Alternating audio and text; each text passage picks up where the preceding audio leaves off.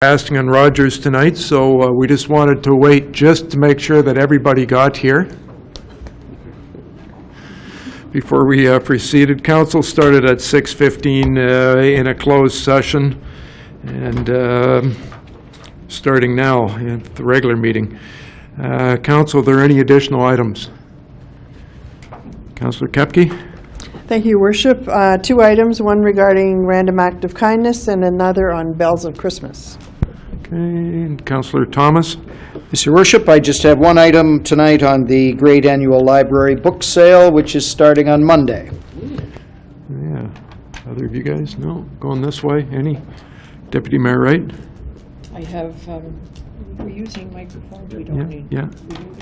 I have one item on the bicycle route I attended on behalf of the mayor. Okay, one item. Anyone else? And I've got a couple of things of things I've done in the last 3 weeks, and then tomorrow's growth plan working group workshop. Bring everybody up to speed.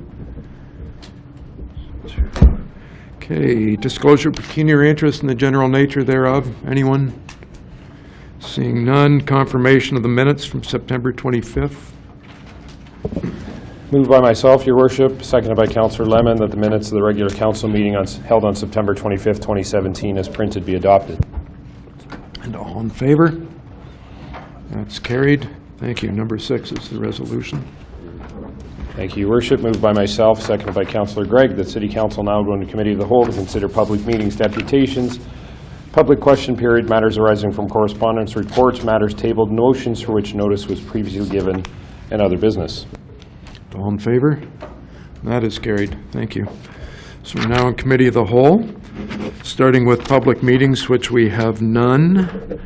And then down to 8A, deputations. We have Sarah Ellis from the Greybury's Health Unit with regard to opioid crisis and local call to action for community leaders. Welcome.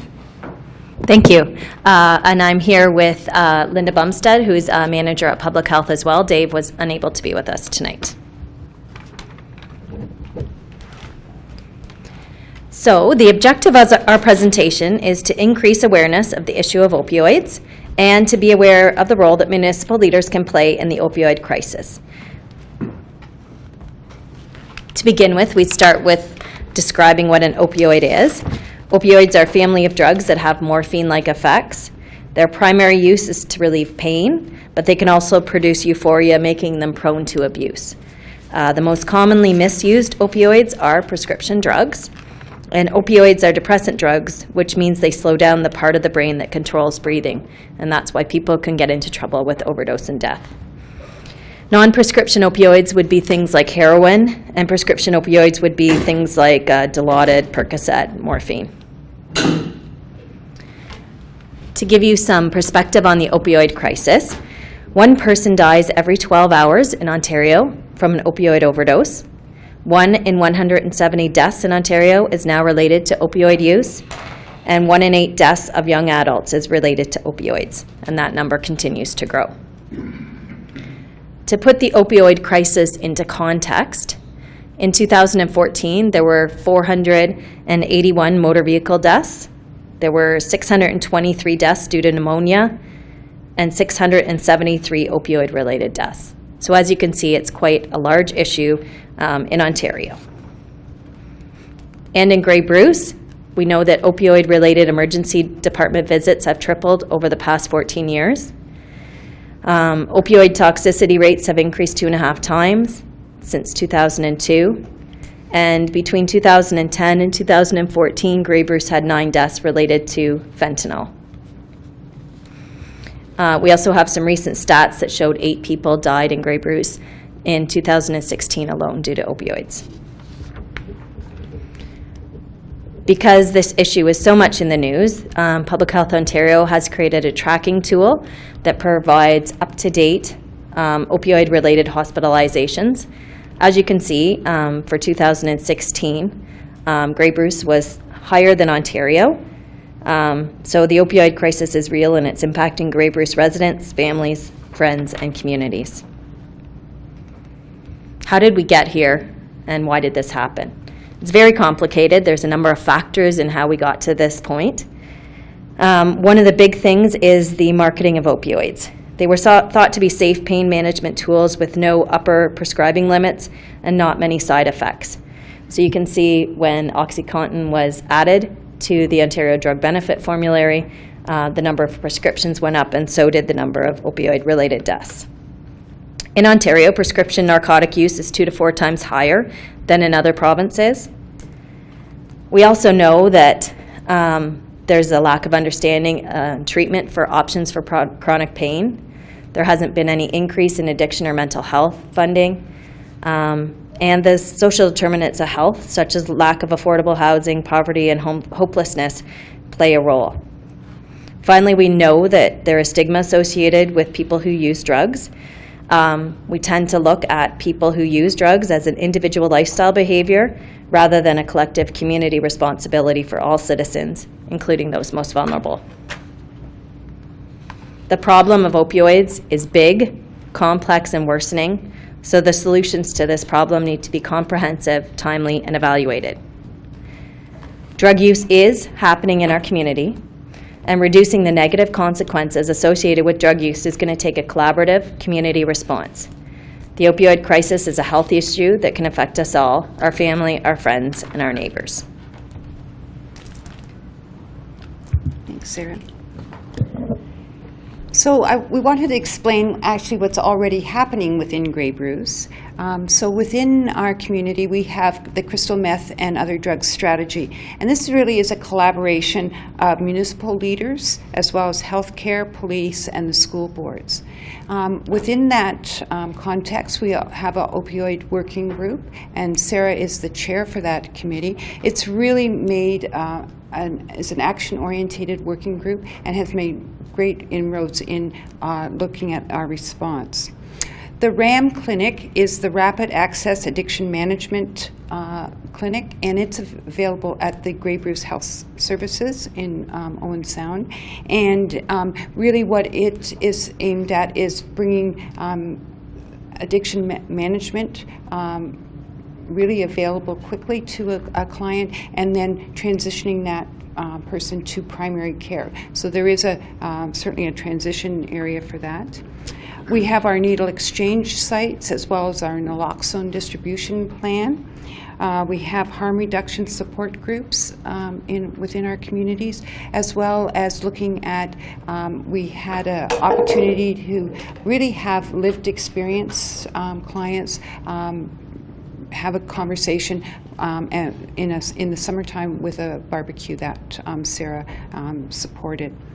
We also Bring It Back campaign is really where we can get our medications from our medication cupboards back to the pharmacy. And this is really so important for everyone within our community to be engaged in making sure that medicine cabinets are cleared and medication isn't easily available to youth and children within our community. And we're doing our municipal presentations. This is Sarah's third presentation within our community, and we're doing it to all, we're making it available to all municipalities. You know, when we're looking at next steps for advocacy, we really have to understand that addiction treatment services really are woefully underfunded and under-resourced. And you can see there that for currently we have 13 full-time counselors and 3 part-time counselors to offer services for all of Grey Bruce. Hope Grey Bruce is, and if Dave was here, he's the director of addiction services for Grey Bruce. Dave is really such a great resource to our community, and all of his counselors really are such a great support for our community. So we have 3 counselors and 1 part-time counselor to offer services to youth within Grey Bruce. You know, the problem for the RAM clinic is that there's no continued ongoing funding, and we can't expand that clinic at this time. So unfortunately what happens is that we really are having running wait lists, and you know, what we're having to do is to develop a rural model for our system. I think within Grey Bruce we're really really good at developing these role models, but it takes a different way of actually coming up with solutions. And because we have to not only take into consideration our geographic areas, but that certainly addresses the whole issue of transportation as well. And, you know, when we take a look at transitioning from acute care to primary care, sometimes there's a gap there. And so we really need to have primary care as part of the solution to addiction management. We have available now different substitution therapies, but sometimes those are challenges within our community. So we want to, for next steps, we are looking at developing a community opioid response and looking at increasing our monitoring and surveillance. Really what we've been looking at during this last period of time is working with our physicians, our nurse practitioners, pharmacists, and dentists about safe prescribing. Because when we take a look at the issue of opioid use, really part of it is, when you take a look at the reason, it's because of physical injury and emotional injury. And so we have to really look at it as a community as to how we're going to support this pain. We need to increase public awareness, and we need to increase our education to target groups. Really having an opportunity to engage with all of you as municipal leaders is really such an important way to look at how we're going to create healthy and safe communities for all. So when we take a look at what all of, for your role, I think it's so important that you really do understand the opioid crisis and how that actually is an indication for overall community health. How we can actually start to destigmatize people who use opioids. Because really, when we take a look at everyone in this room, there is someone within our families, within our neighborhood. There's someone that we may not know, but actually is very close to us, who could actually have a problem. We need to evaluate the level of harm reduction supports within our community. And so these are some of the things that as a community we need to start having conversations about. How do we actually support having a sharps disposable system? And it was great that we had a conversation with Pam that we're looking at having a sharps disposal within the community, and looking at needle exchange services, as well as having naloxone available for those residents who need it. We also want to look at, really when we take a look at moving forward, it's really trying to ensure that we are creating healthy and safe communities for all, and that we're really looking at policies through that health lens. And so that's looking at changing our focus for policy development, that we're really addressing it as health in all policies, and looking and making sure that as we create policies, that we're really looking at it through that lens of equity and ensuring that our communities are healthy and safe for all within the community. And so that means, as Sarah mentioned, we need to look at housing. We need to look at ensure that everyone has access to healthcare services. Transportation is always an issue within Grey Bruce, and child care and social support programs. So that's where we wanted to start this conversation with all of you, and I know it's going to be an ongoing conversation, but we would welcome any questions that you have.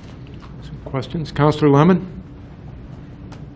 Yeah, back a couple of slides ago, there was a line that you're going to talk to physicians.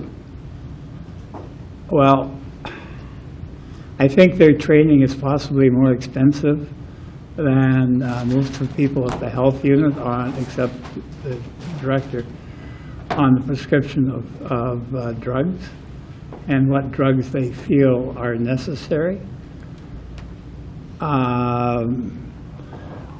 Like the pharmacist carries out the orders of the doctor. The doctor writes a paper or script, gives it and gets the pharmacist, and they fill the prescription. I believe dentists can provide painkillers. I didn't know that nurse practitioners were licensed to. They are now? Yep. Okay, I stand corrected on that. But the pharmacist is the person who does what the doctor says, and the doctor has 7-8 years at university studying it. Are you suggesting the doctors don't know what they're prescribing and the effect of it?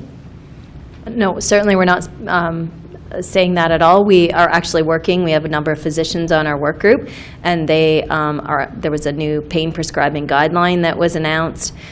We have the pharmacists working with us on the opioid working group. So certainly it's getting the word out about these new prescribing practices.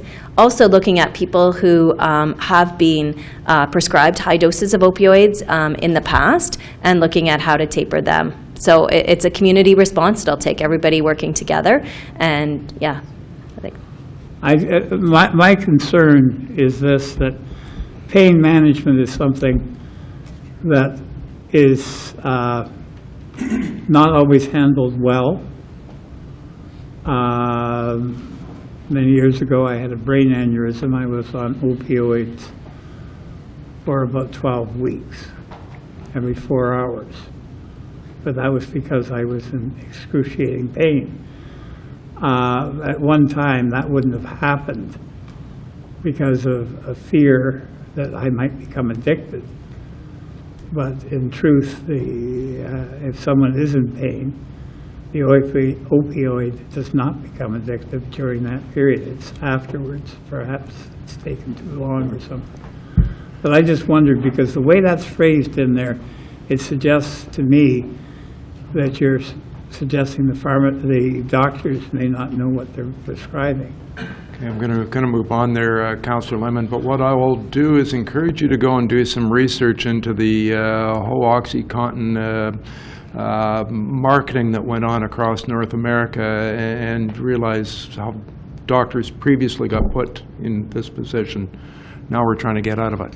That's the problem. Oxycontin was overprescribed for things that it shouldn't have been prescribed for, not the things you're talking about. You're talking about serious things. They weren't all that serious. And then it was taken off the market in 2012 to leave the market open to people that maybe can't get prescriptions from doctors, and so they're getting it on the street. There's addictions there that were created in trust by well-meaning people. Go find the information on the company in the States. Some of them went to jail for months. There was a $648 million, don't quote me, a $600+ million lawsuit in the States. The people that started this company and the way they market it. In Canada, I think the biggest one has been $20 million in the East Coast. I can't remember. I think just one claim for $20 million. I don't think others. So our community we have to move on from that and figure out how to get out of that. So it's not talking about blaming doctors. It's talking about how do we move on and try and lower the prescriptions and get control of them again. Funding for local programs comes provincially or federally? It can come in a number of ways. Most recently, it's been the Ministry of Health that's been a number of recent announcements for funding, so it's been provincial. But there is an opioid working group at the federal level as well that is looking at local solutions, so it could come both ways. And I would say in terms of municipalities, municipal government, we do get funding for the crystal meth and other drugs task force to support all of that work that's being done locally through both Bruce County and Grey County. Good, but we need more. I don't know either of you. Go ahead, Brian. I'm just wondering, the educating the target groups. Who are the target groups? Are you going to high schools?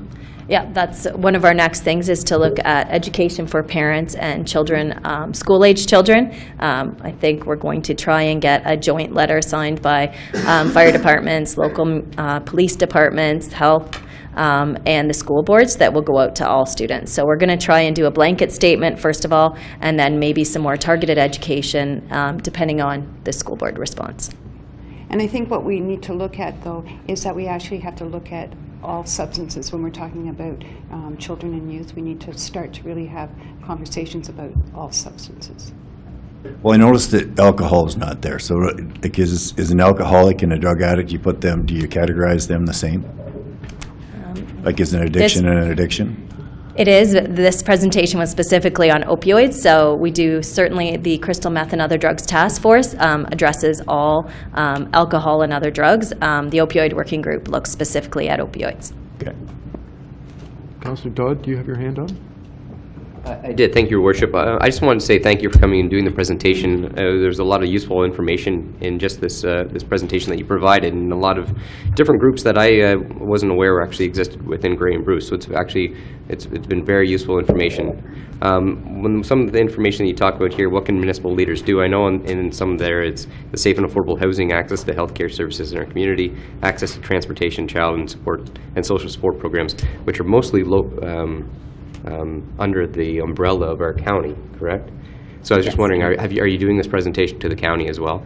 This is the third time we've been asked, and this is the third meeting I've been at, so I think I probably should go to the counties with this presentation. Absolutely, I think you should too as well, because I would agree with Mayor Boddy that obviously there's not enough funding for these programs, and they're the big brother who'll definitely have the funds to give it to you. And I think we're going to municipal lower tier councils first, just to make sure that there's an understanding and awareness, so that if we do go for an ask or some action at a county level, that there is some informed people that are there. You've already jabbed the county councillors already? So. No, not yet.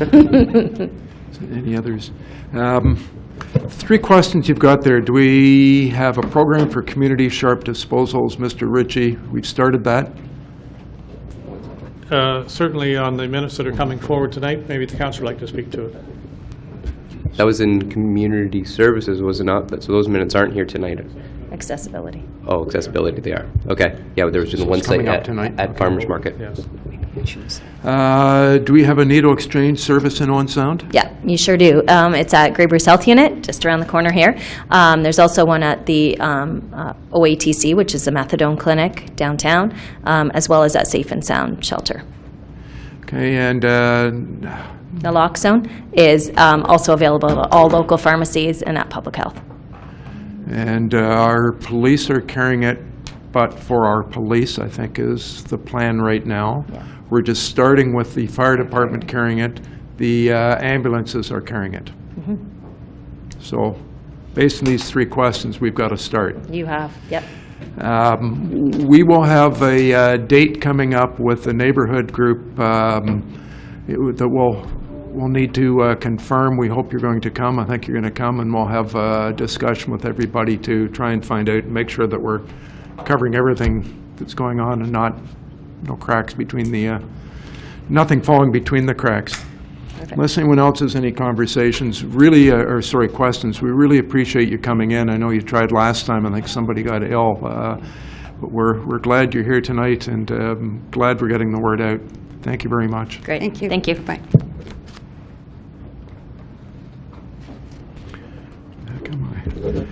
Next on my agenda at 11B, we've got James Sconiak, Vice President, Corporate Affairs of Bruce Power. Welcome. Hello, good evening. How are you? Good. How are you?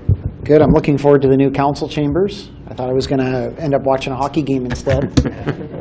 But this is, of course, more entertaining, right? Look, thanks very much, Your Worship and Council, for allowing me to come again this year. It's hard to believe it's been a year since the last presentation to provide a bit of an update on what's going on the Bruce Power site and some of the key items that will affect the region and the city of Owen Sound. Maybe I'll start first with talking about our key focus areas for this year and really focus the presentation on that front. We continue to focus, obviously our top and our number one value as an organization is safety first, safety always, and we continue to drive strong safety operational performance at the plant. I just checked before I came over here, and Bruce Power was generating about 34-35% of Ontario's electricity as of this evening. That's from 7 of our 8 units. We have 1 unit that is down on planned maintenance today. And we're doing that at a price of 6.8 cents per kilowatt hour. So you'll see in the news today, the Auditor General released a report on the Fair Hydro Plan. You hear a lot of dialogue about energy prices. We're happy there's a dialogue about electricity prices because we're part of the solution to maintaining low-cost, high-volume electricity on the electricity system now and for decades to come. And that's really the key focus on our business plan this year. It's not only what we're doing today, it's also about ensuring we're in a position to play that role for many decades to come.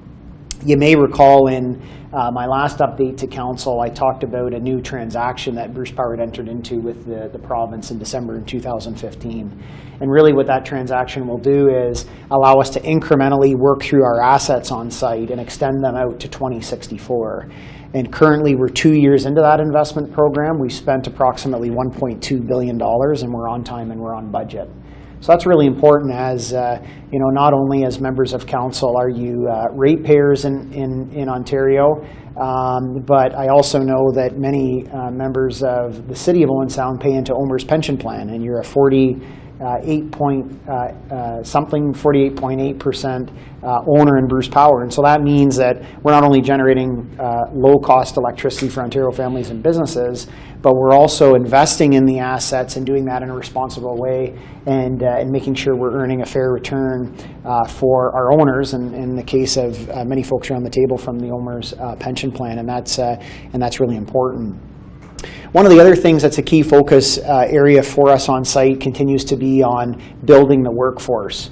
We have a statistic now that about 35% of our employees are under the age of 35, and that demographic is really important for us. If you're looking at a business that's going to run till 2064, investing in our people is really important.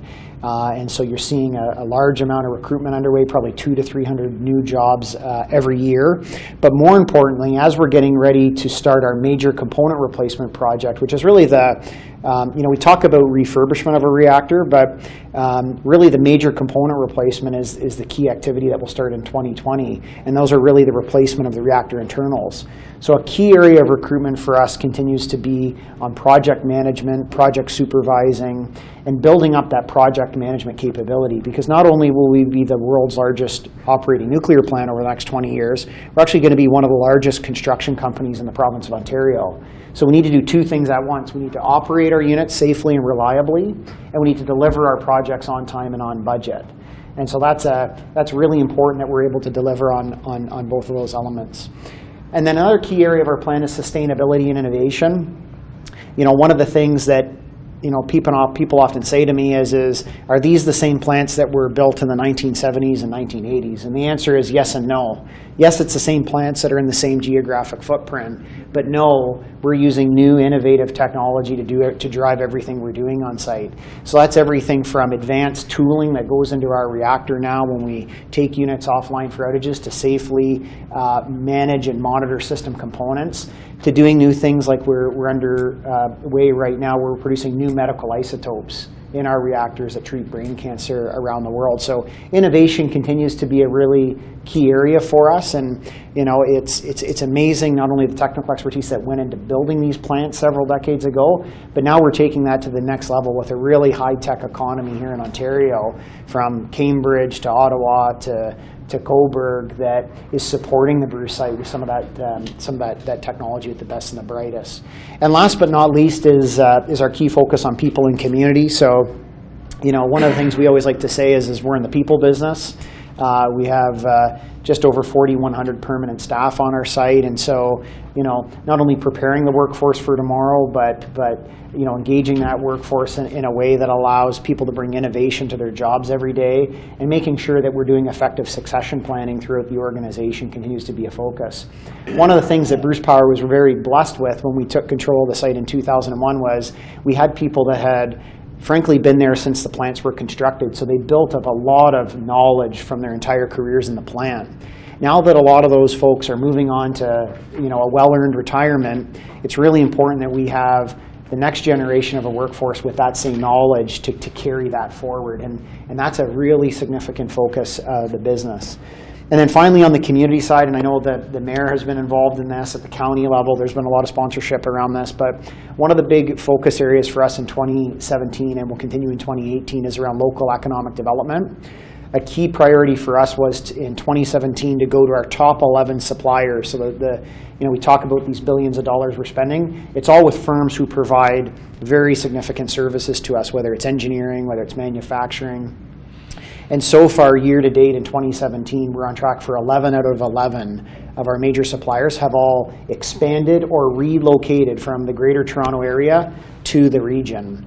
And to date, most of those relocations have taken place in the immediate geographic vicinity around the site. And one of the things we like to say, and I really commend the three counties, Bruce, Grey, and Huron, for coming together to do this, because sometimes when we look at this, whether it's from a city perspective or municipal perspective or a county perspective, it's easy to look at this and say, I want this company to come to Owen Sound versus Meaford or Saugeen Shores versus Kincardine. But really the battle that we're in together is not about competing between the communities. It's about getting people up from these urban areas into what we call the Tri-County region. So we've been incredibly successful with that. I think we can, we've worked closely with the city and the city manager and identified some potential underutilized assets here in the city of Owen Sound that may be an option as well for some of these vendors. And we're hopeful that as we begin to move towards that major component replacement program in 2020, that we'll continue to, not only talk about relocating to the area, but the opportunities that are available here in actually the city of Owen Sound. So that's an area of active focus between our organizations. But more importantly, one of the things we're seeing is that a lot of the people who are relocating to the area, where 15 years ago they would tend to be more based in Saugeen Shores and Kincardine, we're finding with people that are relocating with spousal employment and a whole series of other factors that not only I did a presentation recently to Huron County and talked about the number of folks now living in Huron County. It's the same with Grey and it's the same with the city of Owen Sound. So people who live in the GTA and are used to an hour-and-a-half commute, a commute from Owen Sound to the Bruce Power site, aside from the winter days, is not that daunting for them. So that's really our business plan. I don't really want to go through the slides piece by piece because I provided them for you as reading. We do have a video. I know you're on a tight agenda, so I won't spend time going through the video today, but certainly we can circulate that for you to see.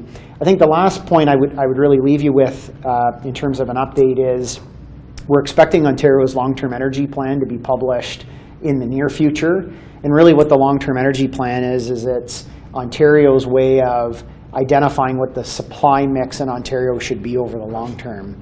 And what's really important for us is that we continue to advocate as to what we want to see as a region in that long-term energy plan. We're very hopeful the Bruce Power role will remain vibrant when the plan comes out, but that's something we should never take for granted. Because I think we would all know from whether it's issues like school closures communities face or other things, that once a decision has been made to move away from something, it's very difficult to have a decision reversed. And we never want to find ourselves in that position when it comes to the Bruce site. That was where we were, frankly, in the 1990s. So as a community, as in a region, continuing to advocate for our role in that provincial policy, whether you're at AMO or other forums, remains very important. I want to thank you for your support. So, Mr. Mayor, that's my sort of general Bruce Power update. I'd be delighted to take any and all questions people have. Questions? Councillor Lemon?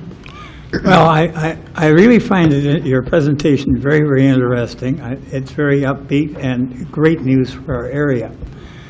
But it's funny, on television they're advertising the rebuilding of Darlington.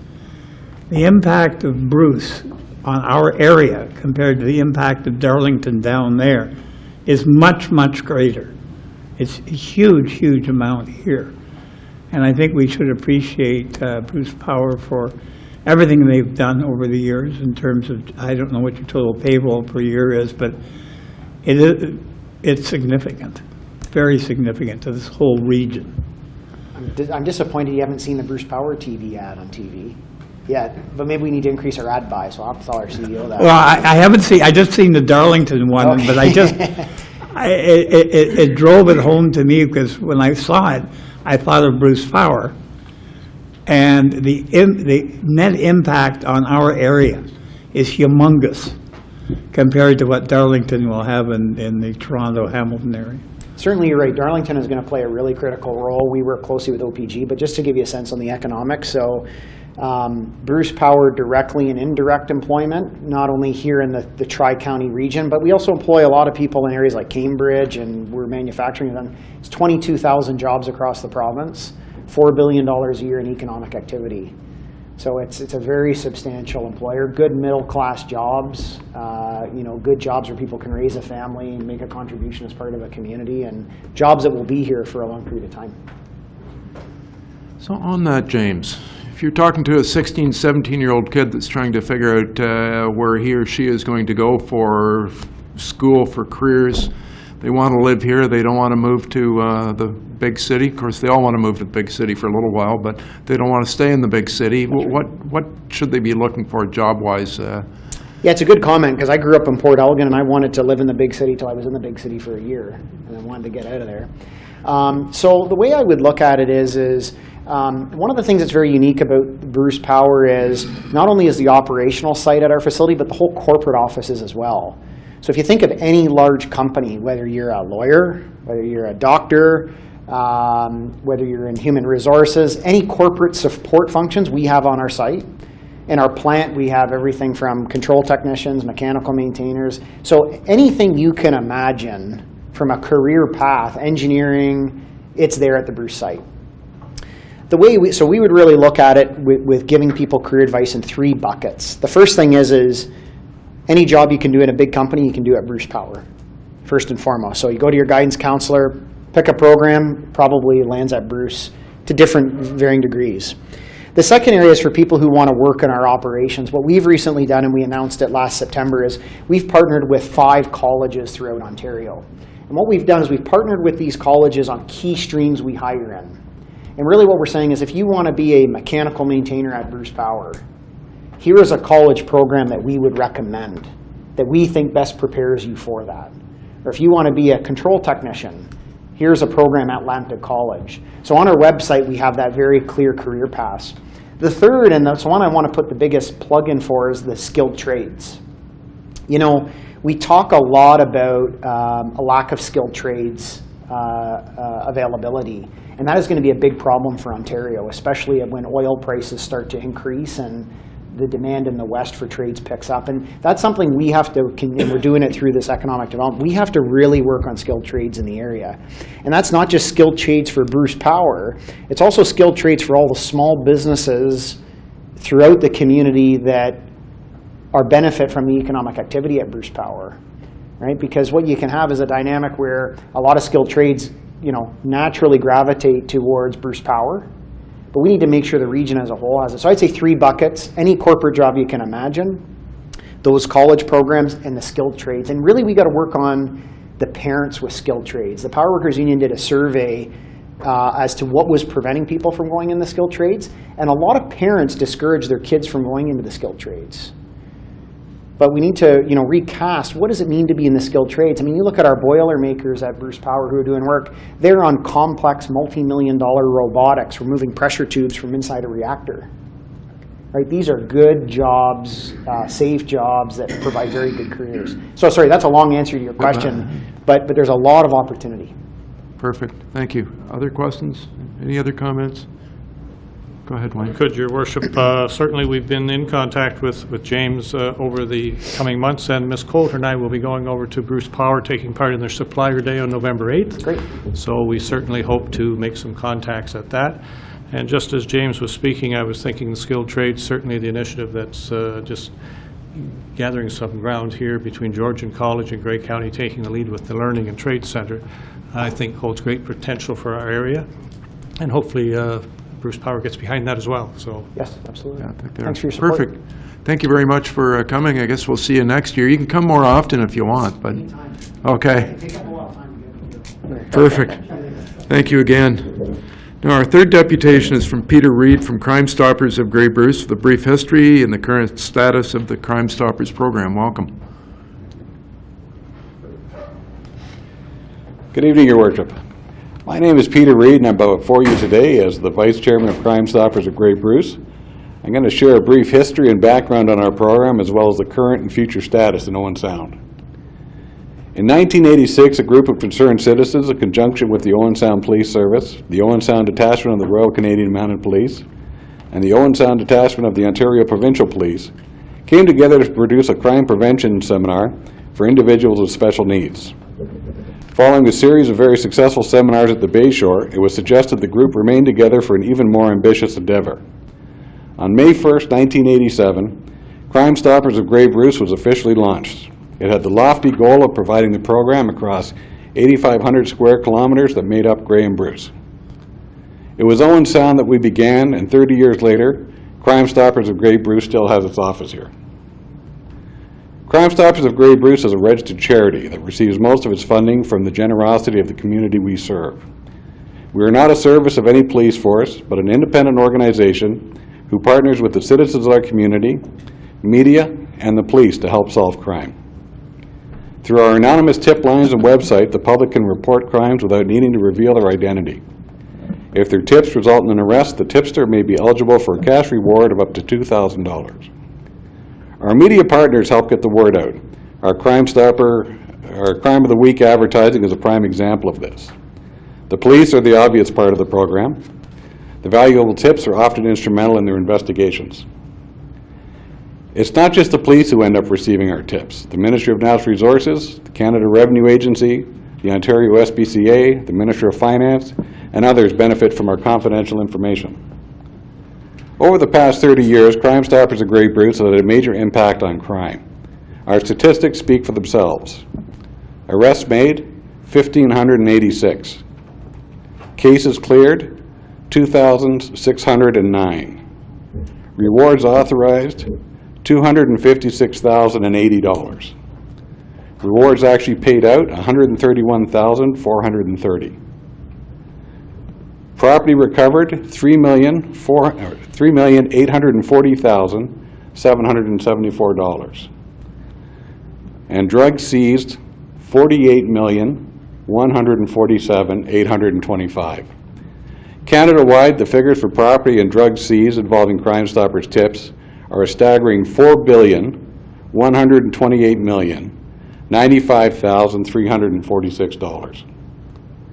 These are impressive figures, especially considering Grey and Bruce counties and the majority of the municipalities pay a grand total of $0 for this.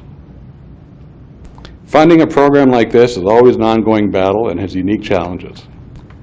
Owen Sound has embarked on a costing study with the Ontario Provincial Police. After reviewing the proposal and information, Crime Stoppers of Grey Bruce would like to clarify that, contrary to the proposal presented by the Ontario Provincial Police, we are not a service of the OPP, and as such, should not be a consideration point for your decision. For 30 years, we have worked with the Owen Sound Police Service, as well as the OPP, and all other municipal police services in Grey and Bruce. Regardless of the decision of Council, Crime Stoppers will continue to work with whoever is policing the city of Owen Sound. At a time when Bruce and Grey OPP have drastically reduced their commitments to the Crime Stoppers program due to budgetary and staffing concerns, we are grateful for the ongoing cooperation and support of the Owen Sound Police Service. Thank you. Good, thank you. Any questions? Seeing none. Good, thank you very much. Oh, there is one. Councillor Gregg. Yeah, thanks, everybody. I just wanted to take a moment and congratulate you on your time. I know Crime Stoppers is successful largely because of volunteers putting their time forward, and I think it's a great cause. I'm proud of our support municipally over the years from the police department through Crime Stoppers, and again, just thanks for coming tonight and speaking and providing some insight, and you're doing a great job. Thank you. And thanks for the time that you put in there, Peter. Thank you. Thank you. Well said. I don't need to. Thank you very much. Next on our agenda, number 9, is the public question period. If anyone has a public question. Peter Reed again. This time I'm with Tibbs Management. I was looking through the agenda tonight, and I noticed that one of the things that's coming up is a new policy for the bylaw enforcement. And I was a little surprised when I was reading in there that if an alleged bylaw violation involves lands or structures where ownership is unclear or cannot be determined, the bylaw enforcement officer may assign responsibility for bringing the property into compliance to all the abutting property owners.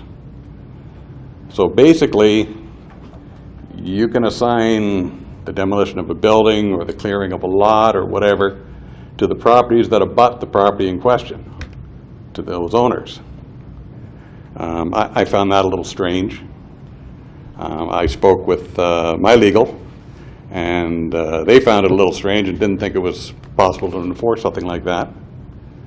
The other question in there was inquiries about specific conditions will not be treated as complaints unless the officer deems the condition to be of immediate health or safety. So is a call into bylaw not going to be treated as a complaint unless they deem it to be health or safety or something? So as the system is complaint driven, if the calls aren't being treated as a complaint, what's happening to the conditions that are existing?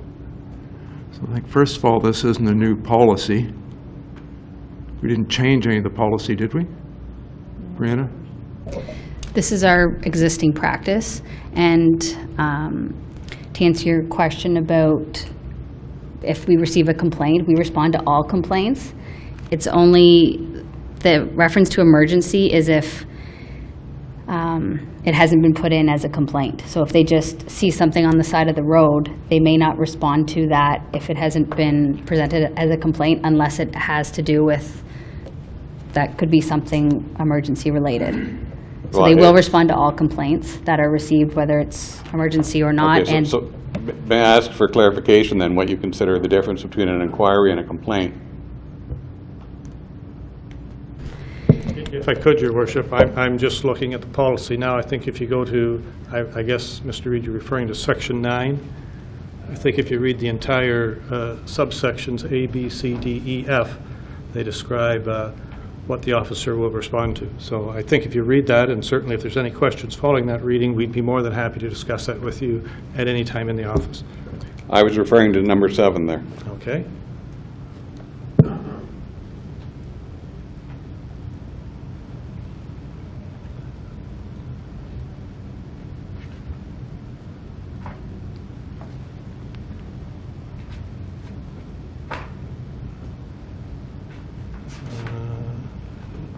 That's interesting. We'll review that. Thank you. So just accept 17. No, thank you. Mr. Reiser. Councillor Lemon. I was going to raise item 10. Well, we're going to be dealing with that when we get up to our committee minutes to start off with, and It was raised by Mr. Reid. Mr. Ritchie has just said that we're going to review it. No, he said the other section. Which were you going to review, Mr. Ritchie? Certainly, at the moment, I'm reviewing number 7, and if you give me perhaps till we review those minutes, I will have a look at number 10 and perhaps discuss with Brianna, Councillor, if you could. Okay. Thank you. Mr. Reiser, welcome. Thank you, Your Worship, City Councilors, staff. My name is Peter Reiser, and I am the CEO. Sorry, Peter, I'll get you to push the little red button so the microphone comes on, because we're still recording for the... There we go. For the digital stuff. My name is Peter Reiser, and I am the CEO of the Owen Sound and District Chamber of Commerce, representing over 375 businesses in Owen Sound and area.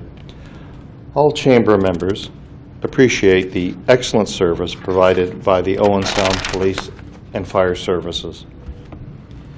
As business operators, our members know that they must provide excellent products and services to their clients and customers, and at costs that are not only competitive in the marketplace, but affordable to those they serve. The cost of providing police and fire services to businesses and residents in Owen Sound are among the highest in Ontario, which raises the question of affordability and value of service. We applaud Council's recent decision to ask for a costing from the Ontario Provincial Police in which to compare with the police services in Owen Sound. The outcome of that should provide Council, businesses, and residents with the necessary information to determine if the service they're receiving for policing are comparable to similar-sized communities in safety and cost. My question to you, Your Worship, this evening is this. As there is no alternate organization to the Ontario Provincial Fire Services in which to request a comparative costing, is there any other way that Owen Sound businesses and residents can determine if the fire service provided to them are comparable to similar communities in Ontario from a public safety and cost perspective? Thank you. Thank you. I don't know who's going to answer that one. Mr. Ritchie? I can certainly attempt to, Your Worship, and thank you, Mr. Reiser, for coming forward this evening. Certainly, as we've gone through our costing with the OPP, I've learned a great deal about the provision of police services that I did not know previously, and we are fortunate that in the City of Owen Sound currently we have a fire chief and a deputy fire chief that have over 60 years of experience in the firefighting business. I believe for the benefit of the public and our business community, those two gentlemen will be able to put forward a report for Council and the public that can clearly demonstrate what the services for fire protection offered in Ontario are amongst all communities and as well like communities to Owen Sound.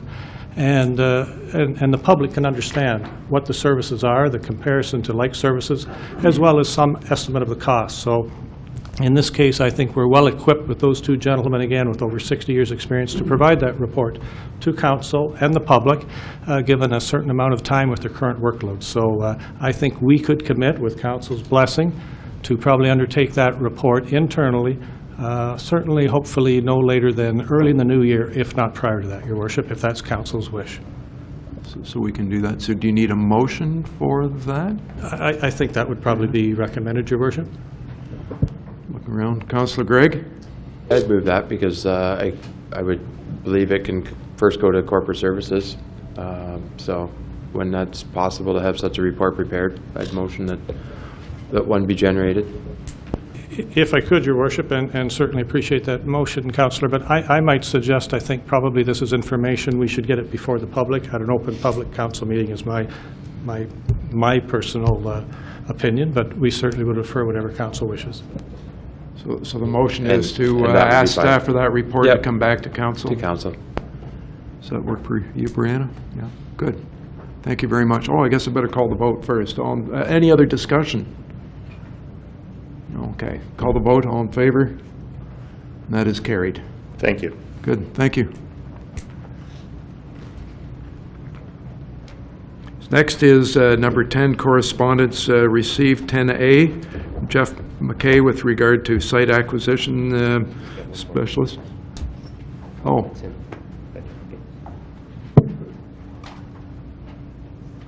Sorry. No, not a question. No, okay. Correspondence, 10A, Jeff McKay. Yes, through your worship.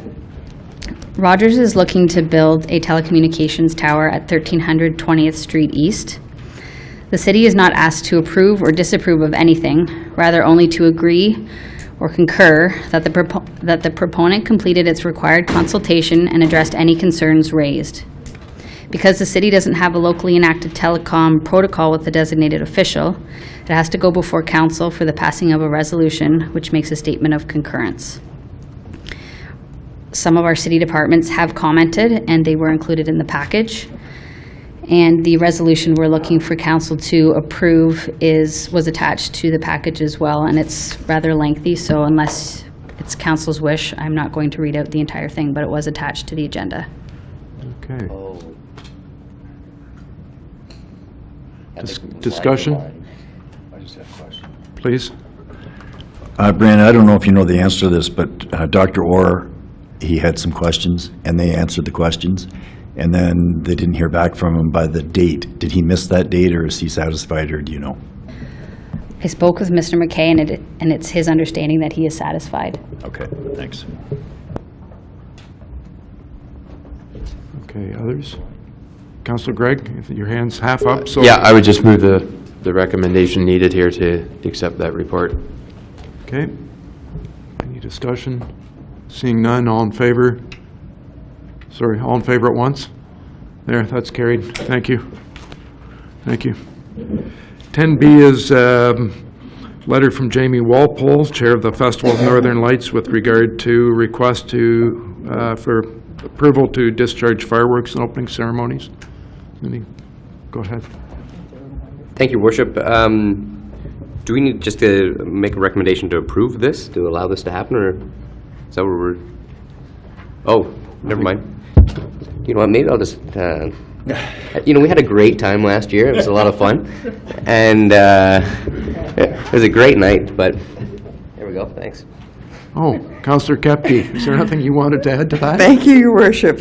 I have a motion to that effect, that in consideration of correspondence dated October 10, 2017, from the Festival of Northern Lights Administrator, City Council provides an exemption to the fireworks bylaw number 2013-089 to allow the Festival of Northern Lights to distribute display fireworks for the opening night celebrations on Saturday, November 18, 2017, subject to the vendor providing a certificate of insurance to the satisfaction of the city, naming the Festival of the Northern Lights and the City of Owen Sound as an additional insured to the commercial general liability policy, with the certificate being supplied to the city by November 1st, 2017, and a fire inspection should the fire department deem it necessary.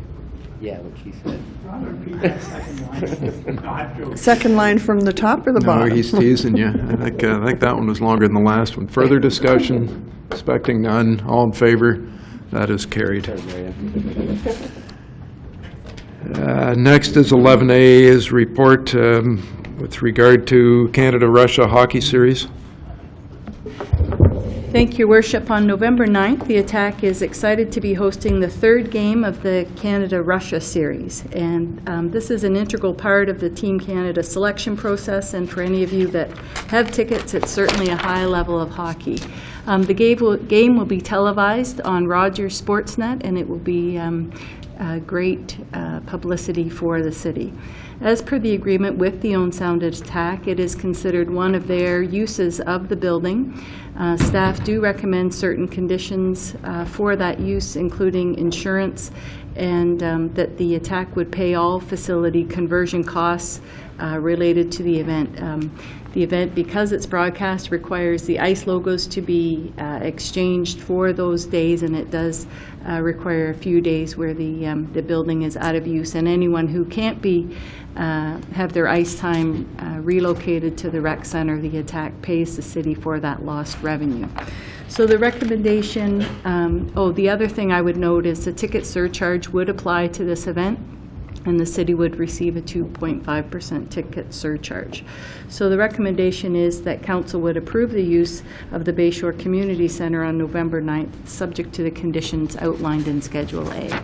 Thank you. Councillor O'Leary? I would move that recommendation. Thanks. Any discussion? All in favor? And that's carried. Next is a report from Ms. Bloomfield, I think, with regard to tax-free expense allowance. Yes, through your worship. In accordance with the Municipal Act, where bylaw respecting the 1/3 tax-free expense allowance exists, a council shall review the bylaw at least once during the term of council. This is yet to take place during the current council term. Staff are recommending the continuation of the application of this bylaw as it has a positive financial impact for the city. The city can claim an HST municipal rebate on the allowance, which would result in a rebate of approximately $7,790 per year. Councillor Dodd? Thank you, Your Worship. I would move that recommendation, but I would also go through you to the city manager. I know we had a previous discussion. I know you have listed here that there's going to be another future report coming about some of the implications that are going to happen when 2019, when the federal government removes that exemption. Do we know when that report's going to come? 'Cause I just feel like I know Owen Sound isn't going to make a dent into the federal government's mind, but that's something I think I would really like to start making a motion on and start spreading across to other municipalities and trying to gain some support on that through both the province and through both our provincial and federal representatives. Certainly, through you, Your Worship, we will move that up in our work schedule to try to get that report coming as timely as we can. I know staff have a number of other duties, but we will discuss that at our next staff meeting and move it up and report back when that might be coming forward. I'm going to go to Deputy Mayor Wright, because I think this came up at County Council. Ms. Ardell from the town of Blue Mountains is on the AMO board, and I think she raised this. Am I right? This was raised. AMO is certainly not in support of losing that 1/3 tax-free. So AMO is going to talk to the federal government about this as well. So it started. FCM, I think, is also working on it. So you moved? Yep. Okay, any other discussion? Seeing none, all in favor? That's carried. Next is a report. Agreement of purchase and sale, 18th Avenue East. Thank you, Worship. Council is in receipt of an offer for lands with 135 feet of frontage on the east side of 18th Avenue East. We have a land sale bylaw that prescribes a certain process be followed for the sale of any lands, and the report outlines that we did follow the process. The report notes that the lands, 1.5 acres, were listed at $45,000. I would note that we only are selling 1 acre, and the list price was then adjusted accordingly. At your closed meeting, August 21st, Council provided some direction to the city solicitor with respect to the sign back of the offer, and the revised agreement of purchase and sale reflects the conditions that were recommended by Council, particularly that buyback option if development doesn't happen.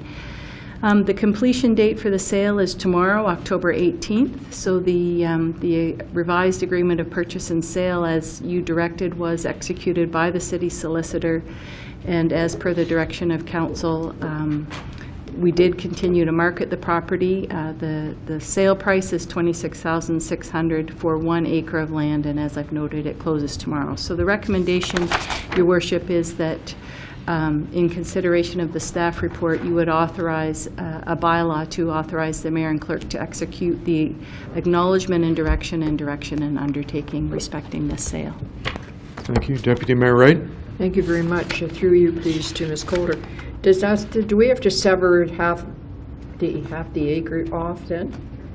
Through you, Your Worship, the municipality is actually exempt from the severance process, so provided the properties described by a PIN, you could likely answer this better. It doesn't need a severance. Okay, all right. So we have half an acre up there that... 1 acre. Or 1 acre. Well, we're selling 1 acre. Yes. So that leaves half an acre. Sorry, through your worship, yes, the half acre remains with the Public Works property, and it's part of that property where there is a solar contract on those lands. Okay, and do we have any idea what's going on that piece of property or potential? Through your worship, it is a use that would be permitted in the industrial park. So. Okay, I'll be happy to move that. Okay, thank you. Other discussion? Seeing none, all in favor? That's carried. We're down to number 4, which is a verbal report from Deputy Mayor Wright from the county. Thank you. It's not a huge report tonight. Just to tell you that council voted, up at the county voted 2/3 in favor of returning to the committee structure, so that we will be back to the mayor sitting on 2 committees and myself sitting on 2 committees and 1 county meeting per month. We've gone back because we felt we weren't getting enough information. And so that's it. We had a presentation on Ontario Early Years Child and Family Services Agreement with the Ministry of Education, which provides services for children from 0 to 6 years, which is something that the county is interested in. Now, one thing I thought that would interest you is that our local business, Coates and Best, are supplying all the furniture for the new build, for the new county room, which is quite nice. I'm very happy that it went to a local company. And the county supported the promotion of a trades hub with the city, and that's been in the paper, so that's not new news to you. That's, unless the mayor has something else that he wishes to report, that's my report. Just the, looking at the, going back to the committees, is getting a report, correct? It isn't, we haven't decided to move back to committee yet. Probably a report will come back, but It's okay. It's a report at that point. We're Okay, not any gonna other say questions for two-thirds Deputy voted Mayor for Ray? it, so, yeah. No, seeing none. Good, thank you. Consent agenda, 11B. Through your worship, on the consent agenda this evening is a report from the junior planner respecting Georgian Bluff site plan application SP 17-03 Foodland Sobeys. 2 reports from the facilities booking coordinator, one respecting the Headley concert and one respecting the Price is Right Live, both taking place at the Bayshore. There are minutes for receipt from the Library Board, DIA, Police Board, and Grace Harbor Conservation Authority. Several business licenses have received final approval, including Aesthetics by Sherry, a home occupation from 1855 7th Ave West, Peninsula Grill from 1405 2nd Ave West, Philly D's Old Time Emporium from 1299 16th Street East, Just Like Home Cafe from the Heritage Place Mall, Owen Sound IDA Pharmacy from 810 10th Street West, and Ellis Gray Consulting at 747 2nd Avenue East. Lastly, there is correspondence received, which is presented for the information of council. A full listing is available at 11B9. Good, thank you. Councillor McManaman? Thank you, Your Worship. Moved by myself that council hereby receives items 11B1 to 11B9 on the consent agenda dated September 25th, and further that recommendations, contains, and reports 11B1 to 11B3 be approved. Thank you. Any discussion? Call the question, all in favor? That is carried. If I can go to number 4 on there is minutes of boards and committee from the library. Your Worship, these minutes are from June, so I'm not going to spend an awful lot of time talking about them again. These are old enough that the Meaford Library Agreement was still included in the minutes, and I've forgotten all about that now. We've moved on. I will note, and this will come forward probably in 2 months in the minutes that come, that we do have a new appointee to our board from the Meaford Public Library Board, and so it was really good to have a full complement again. Good, thank you. Number 5, DIA. Peter had something prepared there, but he's... I'll move on and then I'll come back when he comes back, if Okay. that works better. Sure. Do you have anything on police board? The only thing significant is the, just a one-liner. The chief of police announced that we're on track with our budget, and we have a $109,000 surplus so far. So far. Assuming we get through to the end of the year. Thanks. Number 7, Conservation Authority. Thank you, Your Worship. The only thing out of these minutes that I wish to bring forward is information regarding the Inglis Falls Road, and a lot of people in Owen Sound use that road as entering or leaving Owen Sound on the west side. But this road's being turned over to the Township of Georgian Bluffs, and they're going to be responsible for the maintenance of it from now on. So that, I think, is a good thing. Thanks. Thank you.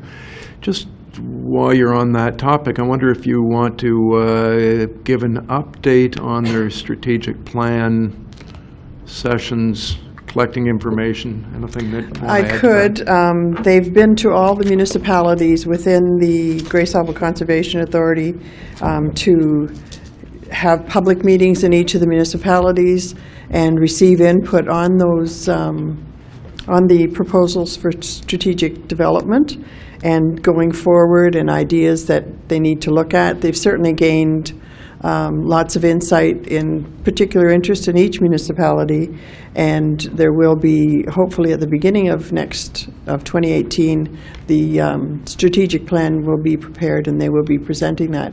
But I think they had some really good sessions in various areas and a lot of municipal concerns that came forward. And are they still collecting information? Yes, Through- you can still send information to the Conservation Authority. Through their website? Through their or- website, yes.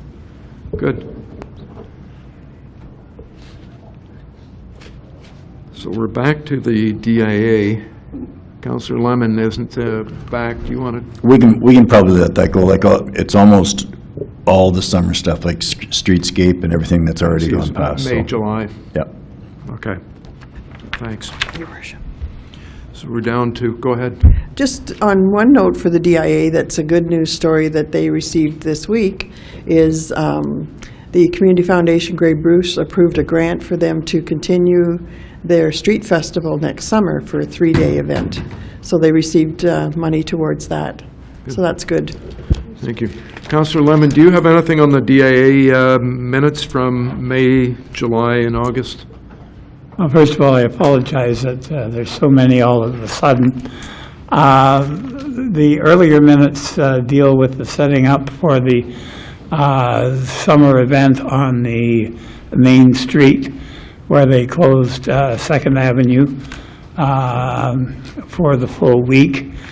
And some review has been done of that, and they're hoping to go ahead with something this coming year, not as long, for a shorter period.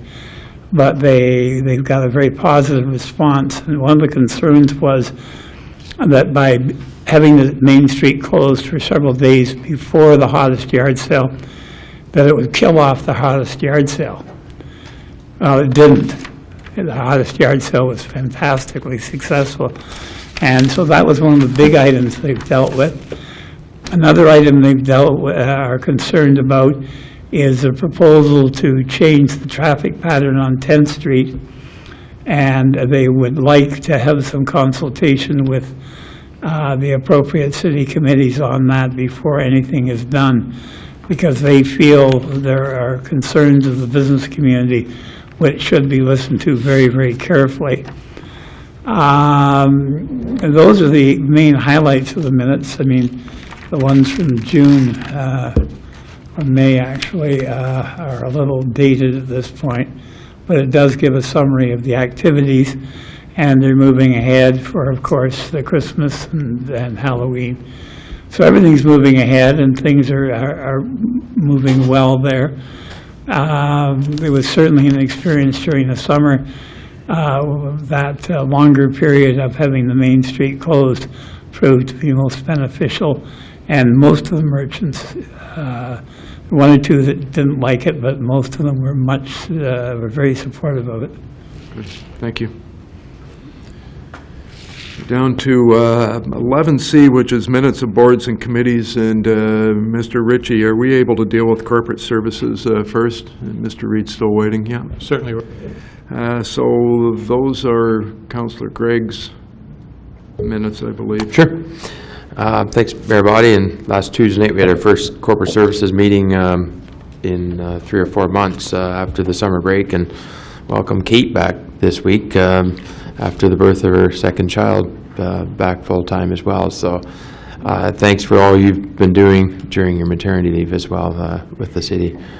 The first report was a look at the 2016 audit review, which was performed by BDO in Owen Sound here. The audit did mirror very much of what we had as a year-end review late spring, early summer, which found a deficit in the transfer from reserve to cover it. But a couple internal controls or reporting issues found during the audit were a couple issues, including payroll, internal controls, and timesheets that were missing signatures, manager signatures, but sufficient audit evidence was obtained during the audit, which that's the whole purpose of it, is very statistically done. It's not going journal entry by journal entry through the corporation. And the audit evidence supported the expenses. There was also some journal entries being reviewed by, or moving forward, some journal entries will be reviewed further by senior management and approved in the future. So those were a couple reporting issues found in the 2016 audit. Moving forward, we've got unfinanced capital of $18.96 million. Largely that's your wastewater and recreation center still. As well, we had, there's some variance too still while we're waiting for government transfers to flow through, primarily for the wastewater treatment plant, because this is just the audit's done at a particular snapshot at a moment in time, and those transfers are continuing into the future yet. No significant issues found in the audit. We also had a report on tangible capital assets and the new policy moving forward. You may think about it as just a policy to determine that we'll follow how we will assess assets, whether we'll capitalize them or whether we'll expense them in that current year. You could just use essentially computer hardware as an easy example.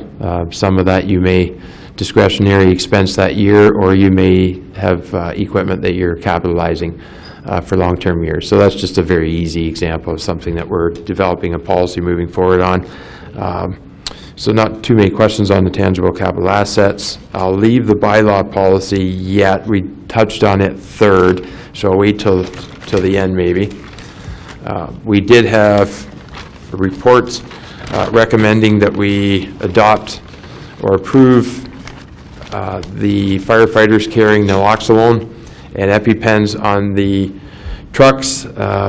Most of the data of usage by the Grey County paramedics, it's been increasing in the very near past as opposed to the extended past. So they see the need increasing. The firefighters are sometimes first on the scene, and in such a case where they are needing to administer those resources, the recommendation is that council approves the firefighters of carrying it. Training will be done by a local doctor, and it is also a safeguard mechanism for the firefighters, for our staff as well moving forward, dealing with some of this contamination from the drug use. Annual cost is $530, but that is a minimum cost. That's if you're not dispensing whatsoever. It's a $145 per 2 units, which is a minimum purchase as you utilize the naloxone, and you have to repurchase it to carry it in the truck. So committee approved or recommended approval for the firefighters to carry those 2 resources on the trucks. We had a report on time management data, which committee is receiving and will do so in the future monthly. The chief already aggregates this data, so it's easy for him to bring forward, and it's just information for the benefit of committee and council and the public to see as well in that format, what their time is being managed. We had a review of the annual review of the tenders and RFPs over $50,000 for the first half of the year, which we had no questions on. And I believe then I'll skip back to, oh no, we've got two big issues yet, because I'm going to flip the page. I'll still leave the bylaw, or maybe I should discuss bylaw first and Bill 148. Why don't you go to 148 first, Okay. and then we'll go to... we had a review of Bill 148, which most people think of as the minimum wage bill, and council has already made a motion on that. But there is some extras in that bill in the pending legislation, which affects the city quite heavily. So we had an extensive review on that, some of which is just a quick reflection on the financial costs in 2018 with the increase in minimum wage would be $30,000 and a further $14,000 in 2019 as the status is quo right now. Most of that would be in our seasonal staff, and I'm going to say parks I believe, was a contributor. But you also think of the minor the ICE patrols and so forth. So there's these smaller costs. So they add up. $30,000 in 2018 is assumed. Equal pay for equal work. Vacation pay has a small financial impact moving forward, the change of 4% to 6%. Public holiday pay has a small financial impact. And personal emergency leave has limited financial impact, but it may make the job harder on employees as they're backfilling from increased days of not having co-workers there being productive. And scheduling. And scheduling is the largest concern, I would suggest to council. This has potential on-call changes, which the report indicates potentially $300,000 annually in added on-call costs to the fire service, because we always have on-call firefighters. You can double that because there's 2 shifts a day, so it has the potential of adding approximately $600,000 annually to the cost of the fire service. That's before EI, CPP, WSIB, and all the employer taxes that you pay on top of it. Others have seen this not quite right, and not as to what the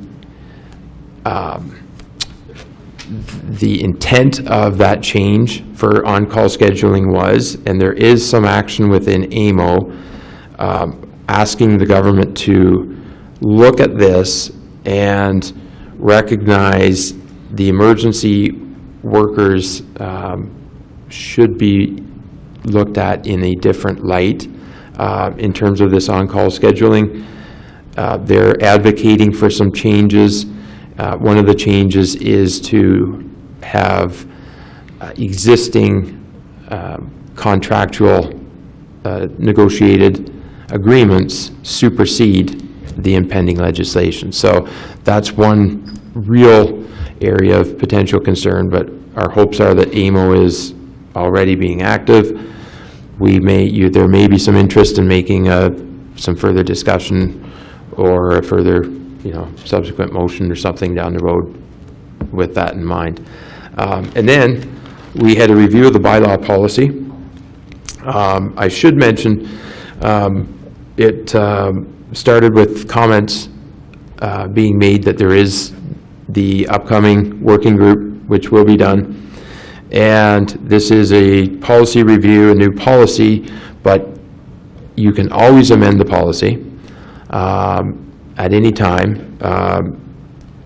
We had some comments about looking at yard maintenance bylaws from other municipalities going forward. We'll have a further report coming back, which was an excellent idea, and some good information there as to how perhaps such a bylaw may make the workflows more efficient and deal with some of the matters in a more expedient manner.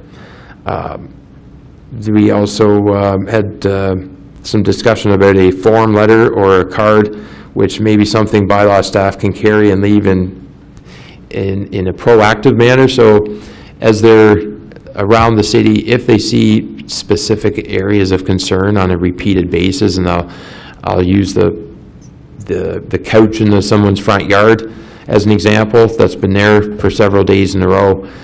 This might be something then that in a proactive manner they can just politely leave this card that it came to the attention that this is out there, and may the resident, may the owner remove such an obstacle or look after whatever incident it may be.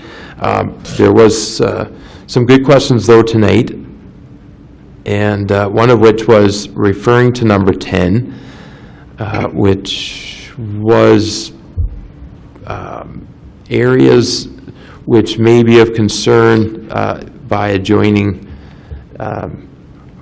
landowners. And my only thought leading into that was it was perhaps a fence but you've maybe provided a couple other examples beyond where it might just be a fence. And when I was thinking just a fence, it's not a big change in the policy to what's already in place, to how you would have to the mechanisms and how you would have to play out a fencing dispute. But if there is some other variance out there, trees, sheds, perhaps a little more review and some information from the city manager.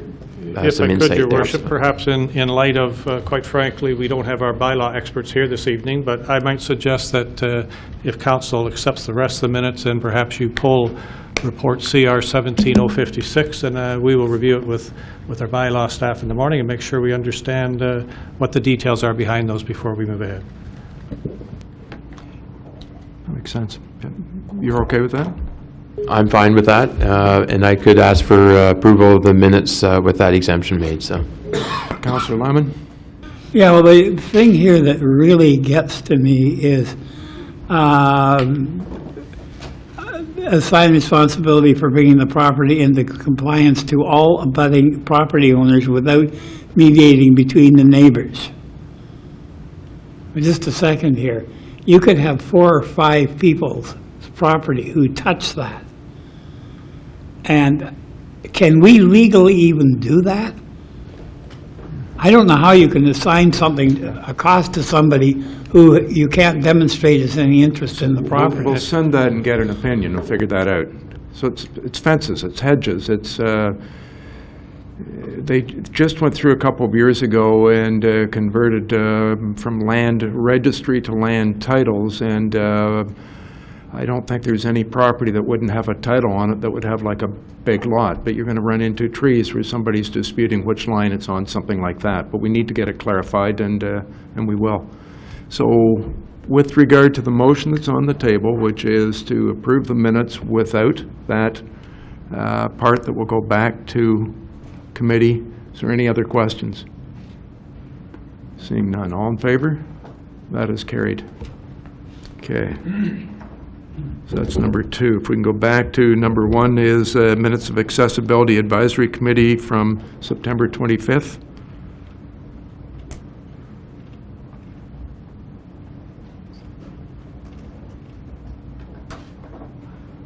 Somebody presenting those?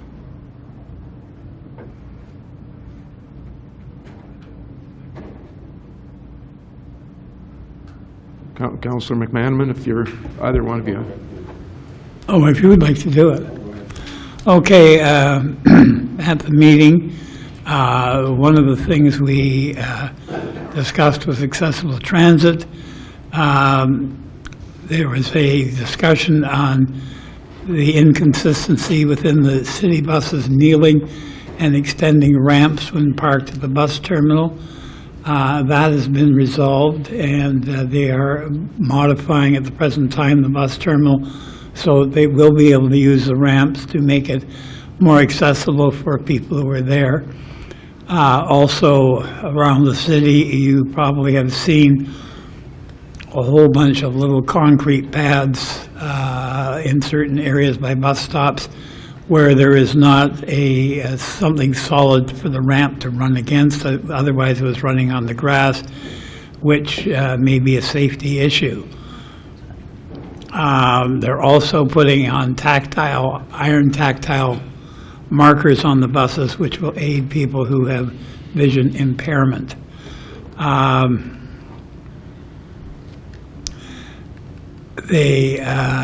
think those were the main issues.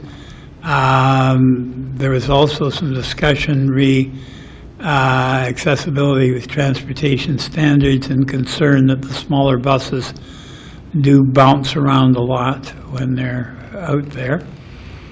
And also a motion was passed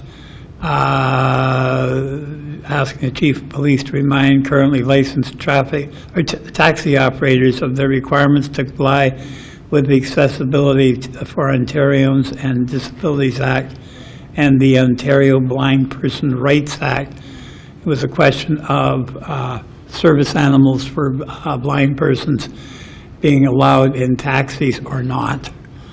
And they definitely are, and want to make people aware, and also respect to the size of scooters, maximum on public transit being 0.76 meters in width and 1.23 meters in length, and suppliers be required to advertise the size restriction for the scooters for public transit. This is so somebody doesn't go out and buy a scooter and then can't use it on public transit.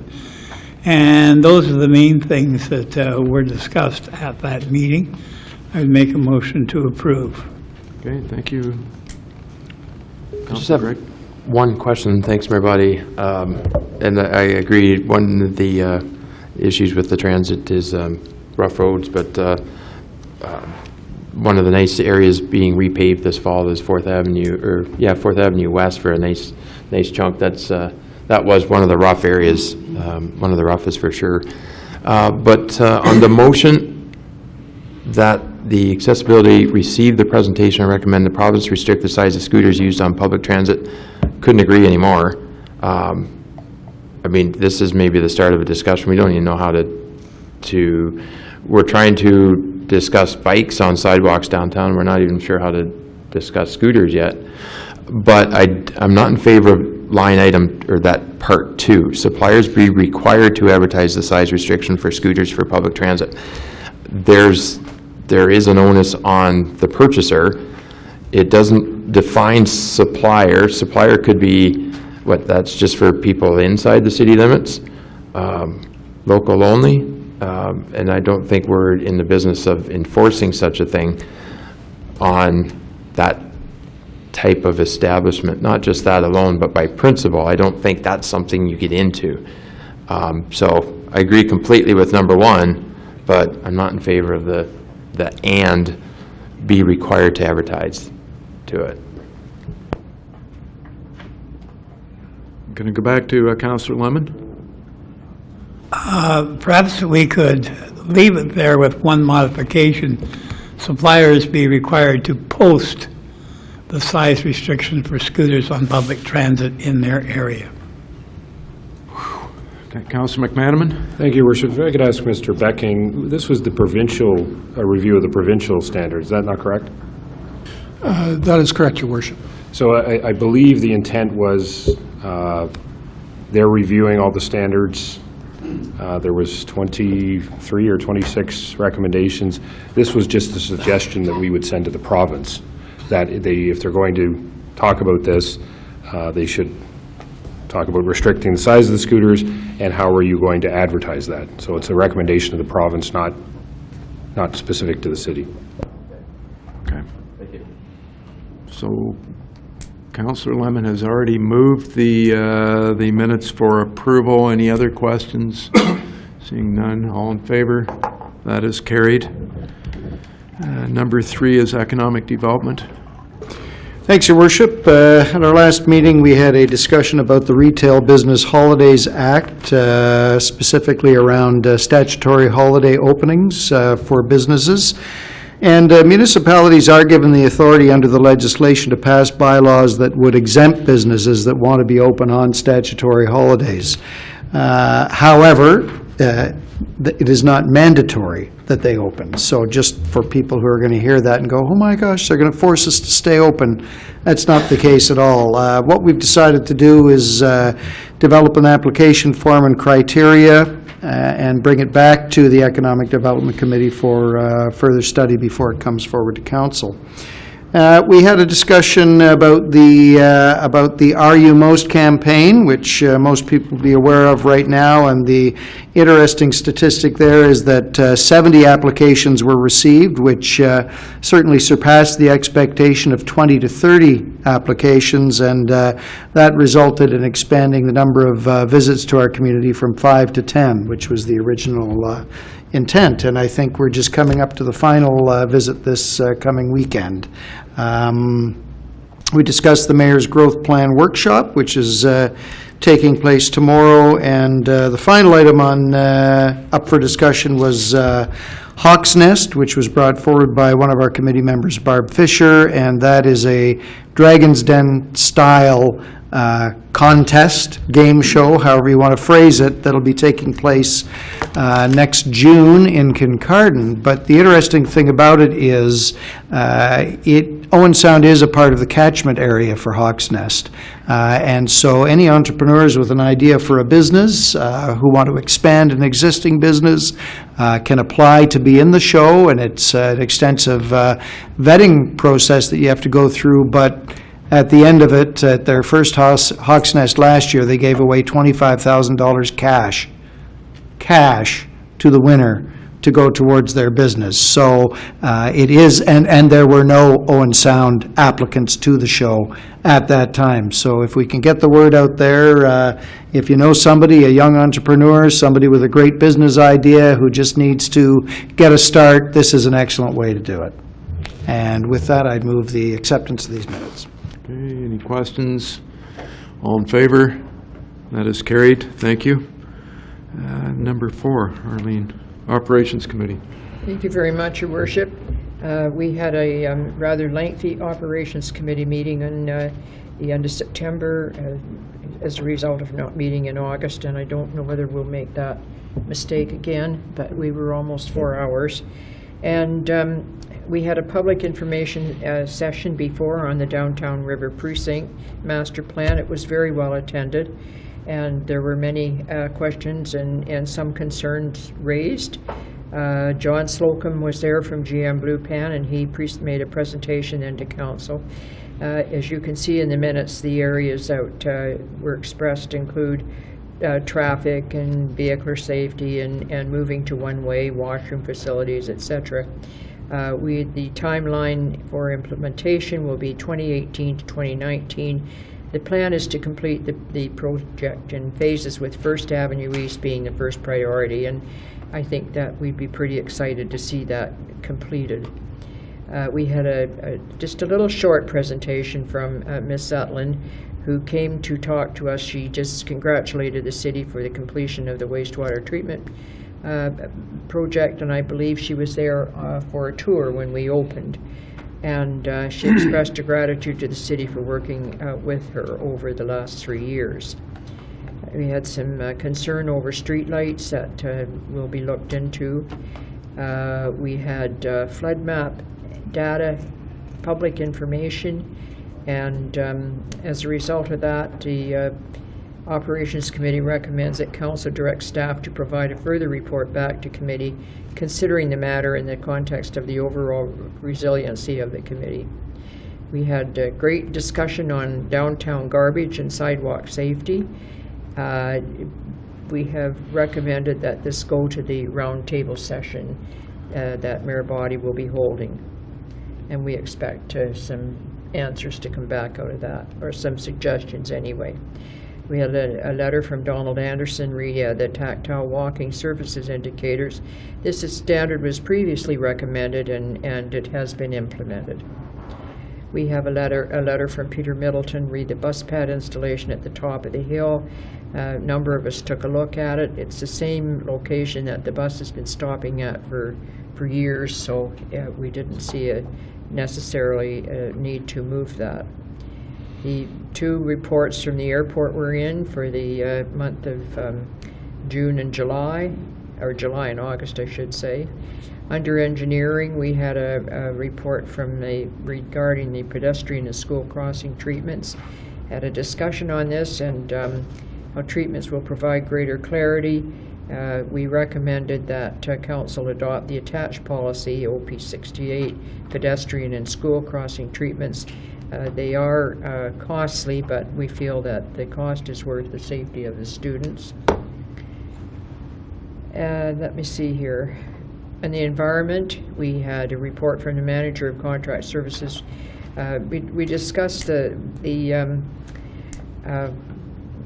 see here, garbage that's left on the streets and what the first offense fine would be, the second offense, etc. And what we decided was that council directs staff to provide a report containing the information on installing cameras. And we thought we would go with for a period, a pilot project on 2nd Avenue East from 8th Street to 10th Street to see how that worked. So we hope that we can get that implemented. And Avenue West or East? Pardon me?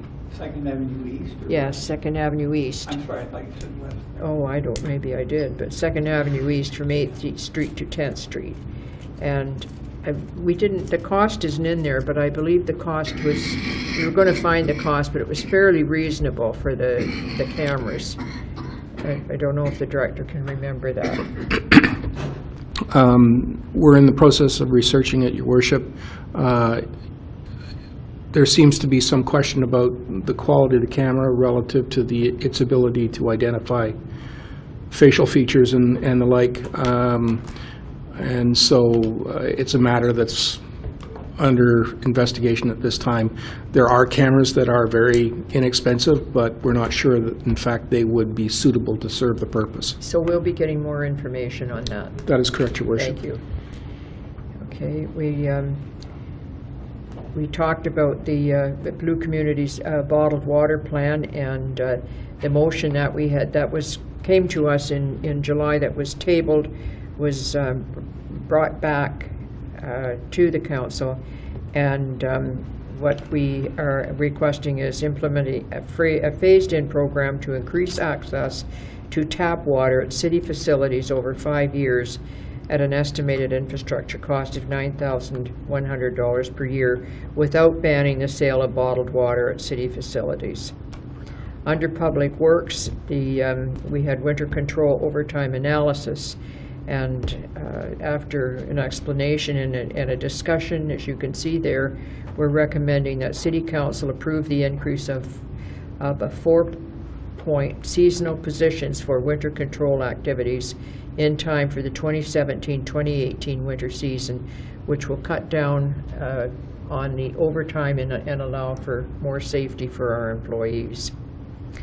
The mobility transit dashboard was there, and for the both months. Under wastewater and water treatment, we have a situation that it's a complexity of issue that is different that was understood at the time of budget projections, but the plant has been found to contain lead, and there is a concern for condition of piping in some areas with up to 20% pipe wall thickness reduction.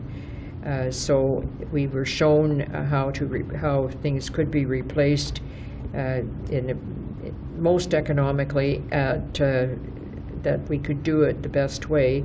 And so we have suggested that the water treatment plant piping upgrades, the Operation Committee recommend that staff's approach to the pipe replacement be approved, and that is that you don't do it piecemeal, you do it by section.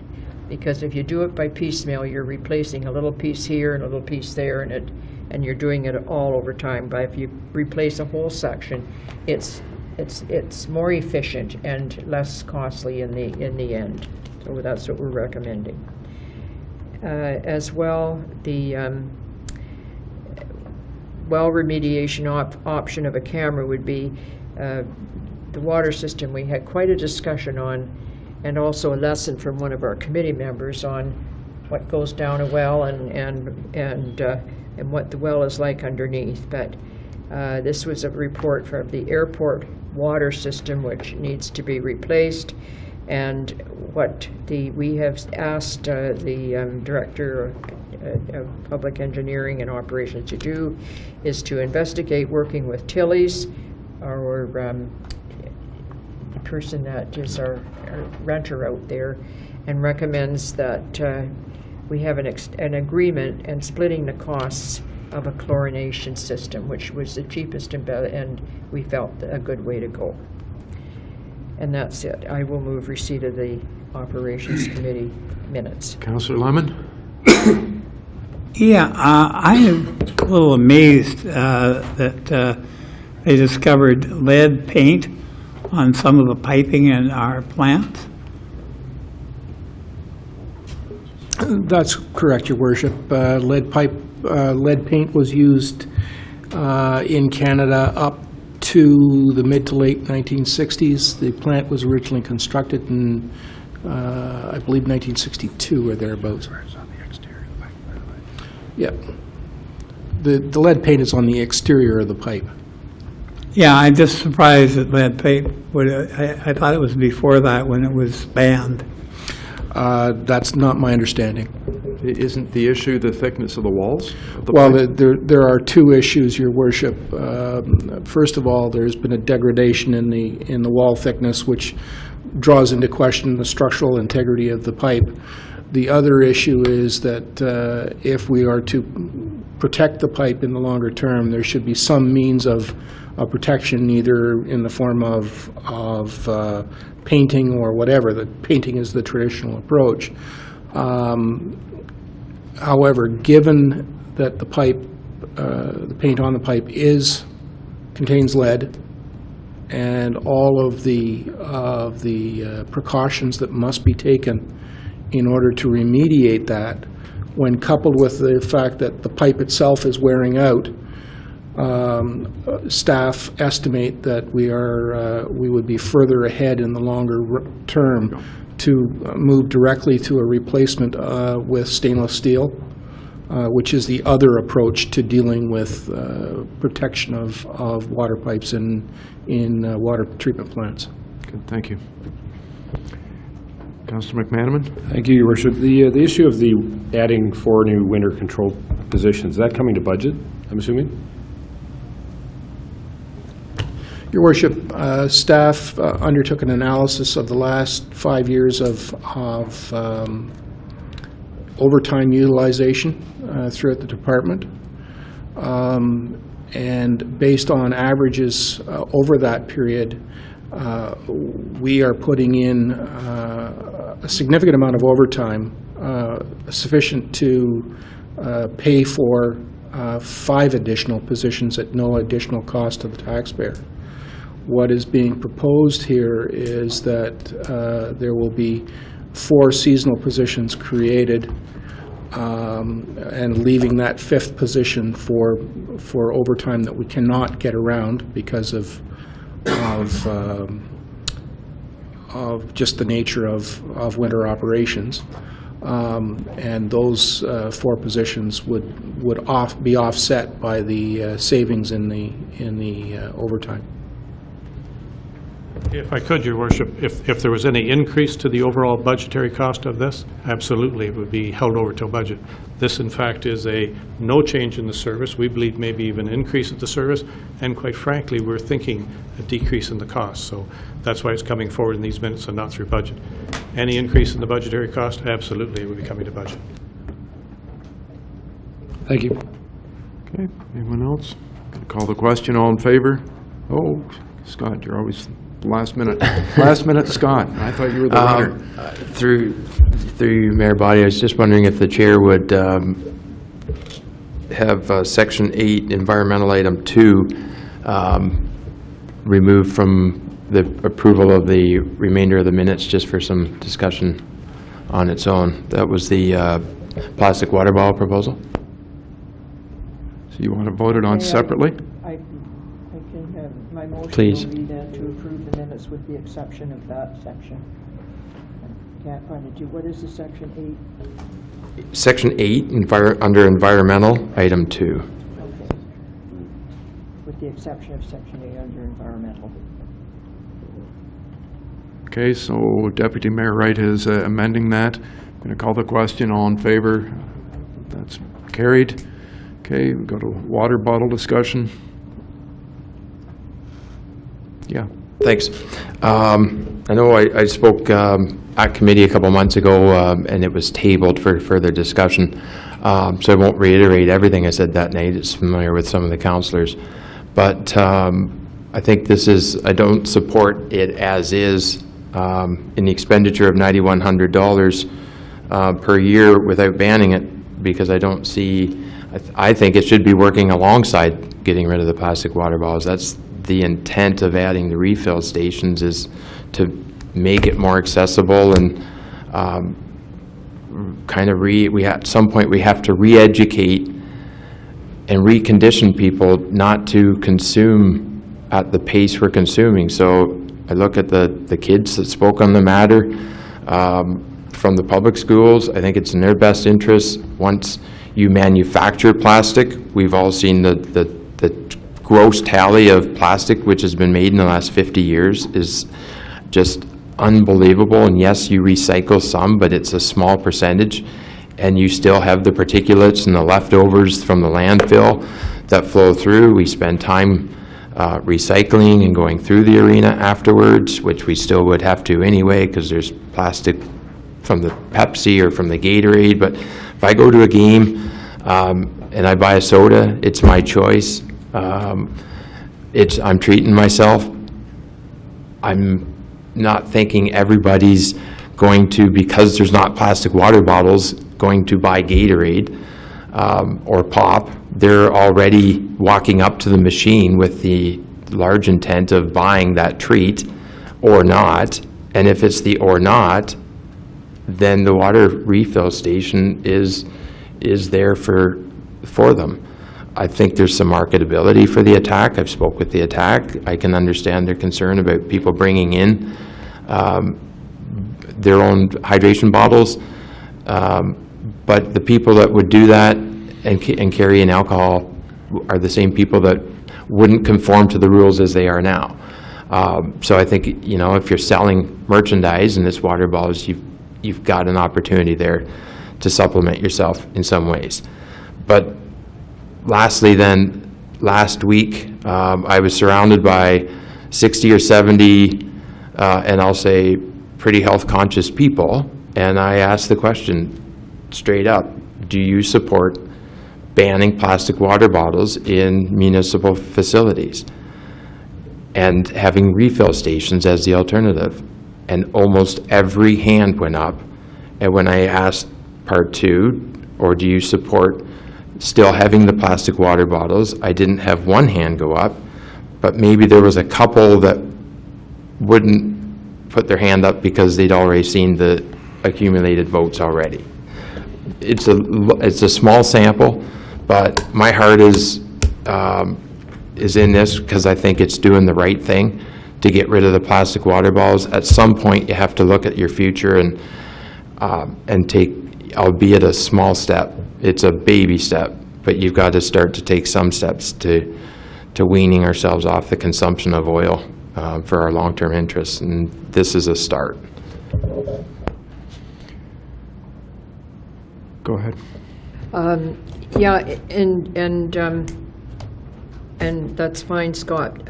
I just want to clarify that $9,100 was, when we do budget, that's optional. I mean, we put it in. If we can't afford it, then we don't put it in. But we try to put water filling stations wherever we can. And I believe water filling stations are going in the new city hall. So, there may not be a need for water bottles in the city hall. But we're not only talking about this building we're in now, but we're talking about things like Kelso Park and the soccer fields where we don't have filling stations yet. And people are there all the time, so they need access to water, and so that therefore. And the other thing is, all soda pop comes in plastic bottles. So a water bottle of water, or a bottle of pop, the water bottle's healthier. That's just say so. Councillor McManaman? Sorry, just to ask for clarification. You're against the motion because you think we should be banning water bottles. Is that correct? Correct, alongside. Sorry, I wasn't clear that that's where you were heading. Okay, thank you. Anyone else? Councillor Lemon? Well, I'm not crazy about water bottles, but I don't like the alternative where kids are going to want something they can carry with them. Maybe they didn't bring their water container with them. And there's a lot of misinformation on those plastic water bottles. There's a certain percentage recycled. Yes, some get tossed into the garbage. 65% based on a letter we received for that meeting, just to be clear. Well, I know what we do, and I know what a lot of other people do, and they recycle. There is an ad on TV that claims that they're going into the lakes and oceans, which I find interesting. But basically, childhood obesity is a humongous problem in this country. That's going to lead to diabetes and other health issues. And better the kids drink water. This is from someone who drinks pop, because we didn't have water bottles around when I was growing up, or bottled water. But I really think that we're getting into areas we shouldn't get into, because what are you going to do at Kelso Beach during summer folk? You couldn't put enough stations, and when we attempted to get a water refilling fountain at Ryerson Park, that was, staff said that it was very difficult to look after it and things like that. So I'm not so sure that that's the serendipity or serendipitous answer to all of our problems. Good, thank you. I think we're talking about two different things here. My understanding is the motion was about the sale of water in city facilities, not banning water bottles in city facilities. It was banning the sale of water in city facilities. You know, I got to say I'm in favor of that. And the reason is simple. If we're going to spend $9,100 a year over the next 5 years Maybe. on, I'm saying if, and we're not going to remove water bottles, where is the impetus to change? Why are people going to change if we're still allowing the sale of water here? I think at the end of the day, people are going to make their own choices anyway, but this is something small we can do to show some leadership in our community regarding this issue. You know, as Scott said, it is a baby step. You know, it may not make any difference at all in the world, but I think that, you know, if you're going to make change, it's got to start somewhere. And I think that this is a small change for us to make as a council. You know, there's still going to be bottled pop in there as far as I know at this point. But we are, hopefully, if we go ahead with it, going to make fresh city water, which we spend a lot of money creating, to our citizens available here. So that's all I have to say. Thank you. I'm going to go back to Deputy Mayor Wright. I'm going to ask her to put that section on as a motion, so at least it's on the table, and then we can move towards a vote, I think is the right way to go. Okay, the motion is that in consideration... Okay, you do hit your button just so it's... The motion is that in consideration of staff report OP 17-058 respecting the Blue Community's bottled water ban proposal, the Operations Committee recommends that City Council receives the report and implements a phased-in program to increase access to tap water at city facilities over 5 years at an estimated infrastructure cost of $9,100 per year, without banning the sale of bottled water at city facilities. There we go, Sue. Thank you. So the motion's there. Anybody that hasn't spoken to it wishes to? Point of clarification. By city facilities, this would include the Bay Shore, Kelso, every park. It means any property owned by the city. As far as I know. Not everyone, but we're talking about sports facilities, Kelso. Harrison Park. This is ambiguous. It says. Well, you'll be able to approve the budget each year, Councillor Lemon. You know what, I'm going to call the question. All in favor? Of the motion that's there, all in favor of Arlene's motion? 1, 2, 3, 4, 5, 6 opposed. 1, 2, so it is passed. Okay, thank you. That's all the minutes of the boards, correct? So we're down to minutes of closed meetings for approval. He doesn't have anything, so Jim, I'm going to go to you for experience, just to ask you to move the... I'll move item 11D1 and 11D2 minutes of the closed council session and the closed operations committee. They don't have to be done separately, correct? Good. All in favor? That is carried. Other business, Councillor Kepke.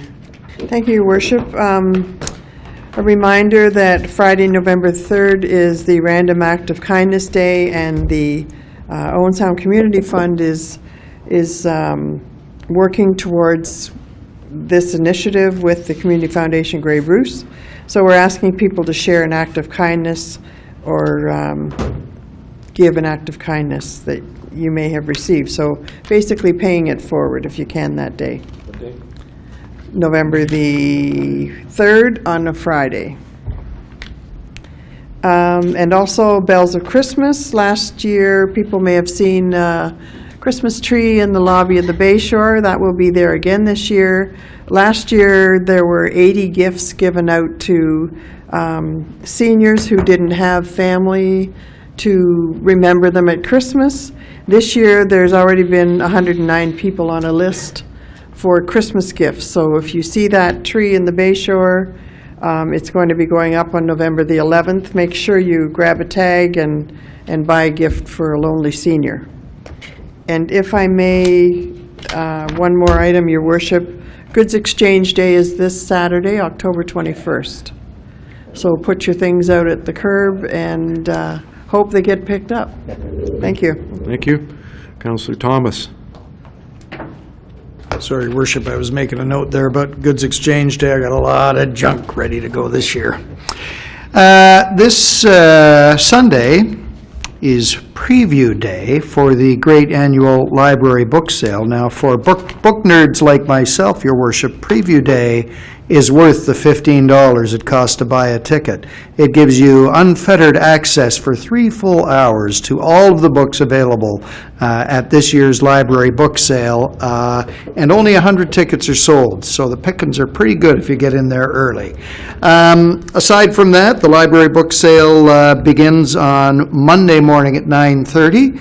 Don't go down near the library. They'll be lined up out the door waiting to get in there and get in on this book sale. It is the biggest event we have in the library annually, and I'll tell you that it raises a lot of money for programming at the library, money for things that we might not have room for in our normal budget, and it has become a very significant portion of our fundraising at the library. So the sale starts on Monday, October 23rd, runs through till the 27th, which is Friday.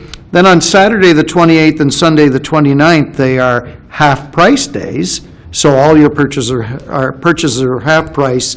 And back again on Monday, October 30th is the fan favorite, the $2 a bag day. So if you can find books by then that you want to read, it's $2 a bag. So I hope everyone will come down and help support the library. Good, thank you. Deputy Mayor Wright. Oh, thank you. I represented the mayor to bring greetings to a group of cyclists that came into our community. They met just in the other room there, and this was to take a look at the completion of the bike route from Grand Bend through to Meaford. It's complete. And what this group does, they come up along with their executive was here, and they all come up in their riding gear, and they bring their bikes. The hall was full of bicycles, and they ride this section of the trail that's just been completed, and as a testing to see if there should be improvements or what is good and what is not so good about it. And I pointed out to them that the new trail behind our wastewater treatment plant and the Métis plaque that was there, and they'll note that on their map now that these things are there. Paulette Perot will be bringing a presentation to council because they'll be asking us for some kind of support for the signage that they'll be wanting to get doing. Now, I find out then that after they rode the trail, and it was not a great day, it was windy and rainy, but they were out there riding, that there's some gravel between here and Meaford. Now, I think, I'm not sure how much of it is in the city, but there's some in Meaford as well. So that's the only thing that they were saying was that there is still some gravel that might have to be looked at sometime in the future. But it was a fun group, and the director of Public Works and Engineering dropped by to say hello to us too. Good, thank you. So my list of things, I actually 23 different items in the last couple couple of weeks since we were here last. First off, congratulations to Don Sweetman, who is the Kiwanis Club president. That's the second time he was president, apparently 20 years ago. Attended that, placed second in the pumpkin seed spitting contest. Grey County fared well. I placed second, and the warden placed third. 28 and a half feet of spitting a pumpkin seed, and the winner was 29 and a half, I think. Practice for next year. Probably not. October 3rd is the annual memorial for Corporal Robert T. James Mitchell up at his park. We got our wires crossed, and I attended the annual time of noon hour, and they had moved it. But anyway, there were several people there, so that was something worth. Glad to have been there and taken some time to reflect. We had a live at 5 at Buckner Manufacturing up at 16th Avenue and 20th Street East. Good how many employees they have. A very big warehouse. They do a lot of aluminum business. They're manufacturing in 2 plants down south and warehousing and selling out of here. And the colors of beef troughs that you can get from them is unbelievable. They're providing a lot of aluminum materials to people like Van Dolers that we know are in the business and have been around for years, and various other people. So they've got quite a successful business, and they've been there for a couple of years, kind of almost flying under the radar, and people are learning about them all the time. I think they're sponsoring the Business Awards for Chamber of Commerce again this year. They did last year. Went to Georgian College Police Foundation's first year government class. They were here at the last meeting. The same day attended East Ridge Community School for the ribbon cutting, that being the old OSCVI location. They've done a really nice job, and it was amazing traveling around with the 4 kids in grade 8. Every child that came out of a classroom, they knew the name of and spoke to them by name, and it was really, it's going to be a great community within that building. Saturday night I attended 167 Air Marshal Bishop VC Royal Canadian Air Cadet Squadron. It was the 75th anniversary of the Air Cadets here in Owen Sound. And what a legacy. There isn't another one. We've got 2 Billy Bishop airports. There's no way in the world that there's another Royal Canadian Air Cadet Squadron named after Bishop. And all the attributes of service to the community, bravery, self-confidence, duty to each other, discipline, all those things that would have started with Air Marshal Bishop have been handed down from the older kids to the younger all the way through, and it's a really good bunch of kids. Was at, I almost said at West Hill. I was at OSDSS yesterday speaking to a civics class, and today I received the first poppy handout from Mr. Charlie Fisher, age 103, still living on his own, still does a bit of gardening, and he'll be there on November 11th, of course, for the parade. Tomorrow, as everyone knows, we put together a community growth plan working group. Tomorrow we're hosting a workshop. We've invited community members to ensure that we had representation from manufacturing, health services, retail, real estate and development, culture, education, tourism, financial sector and information technology to discuss ideas to grow the city. One of the members of the committee came up with 30 by 30 as as sort of a title to the group, 30,000 by 2030. Be a tough goal to hit, but it's always good to have goals that you have to really work at to reach. Goal is to grow the population, grow the assessment base, and of course grow jobs in the economy. And once we meet with this group, get all the ideas in from the business community, tomorrow we'll try and sit down and thereafter and put together a plan course, this isn't the first growth plan or the first economic development plan that we've had in the city. We've done it different ways in the past. I think this is probably the first time in a long time, if at all, that we've reached out to try and collect the ideas from the community first and put it together to be able to present to the community later. So, ongoing project, work in progress to a certain extent, and a good committee, so I'm looking forward to tomorrow. So those are my comments.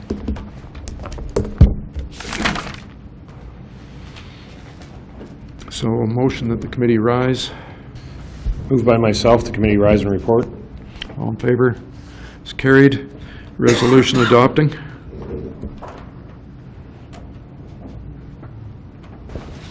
Moved by myself, your worship, seconded by Councillor Thomas, that actions taken in committee of the whole in considering public meetings, deputations, public question period, matters arising from correspondence, reports, matters tabled, motions for which notice was previously given, and other business be hereby confirmed by council. Thank you. And all in favor? That is carried. Notices of motion. Seeing none. New business by resolution. None. Bylaws.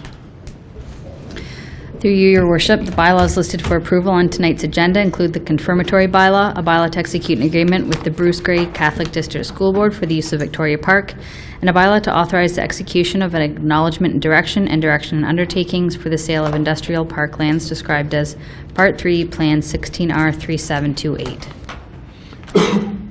Jim. Moved by myself, seconded by Councillor Dodd, that the bylaws enacted, that bylaws numbers 2017-155, 156, and 157 be hereby passed and enacted. All in favor? That is carried. That concludes our business. Thank you, everybody. So we're adjourning at, I just shut off my computer. I don't know what time it is. 9:10. Thank you.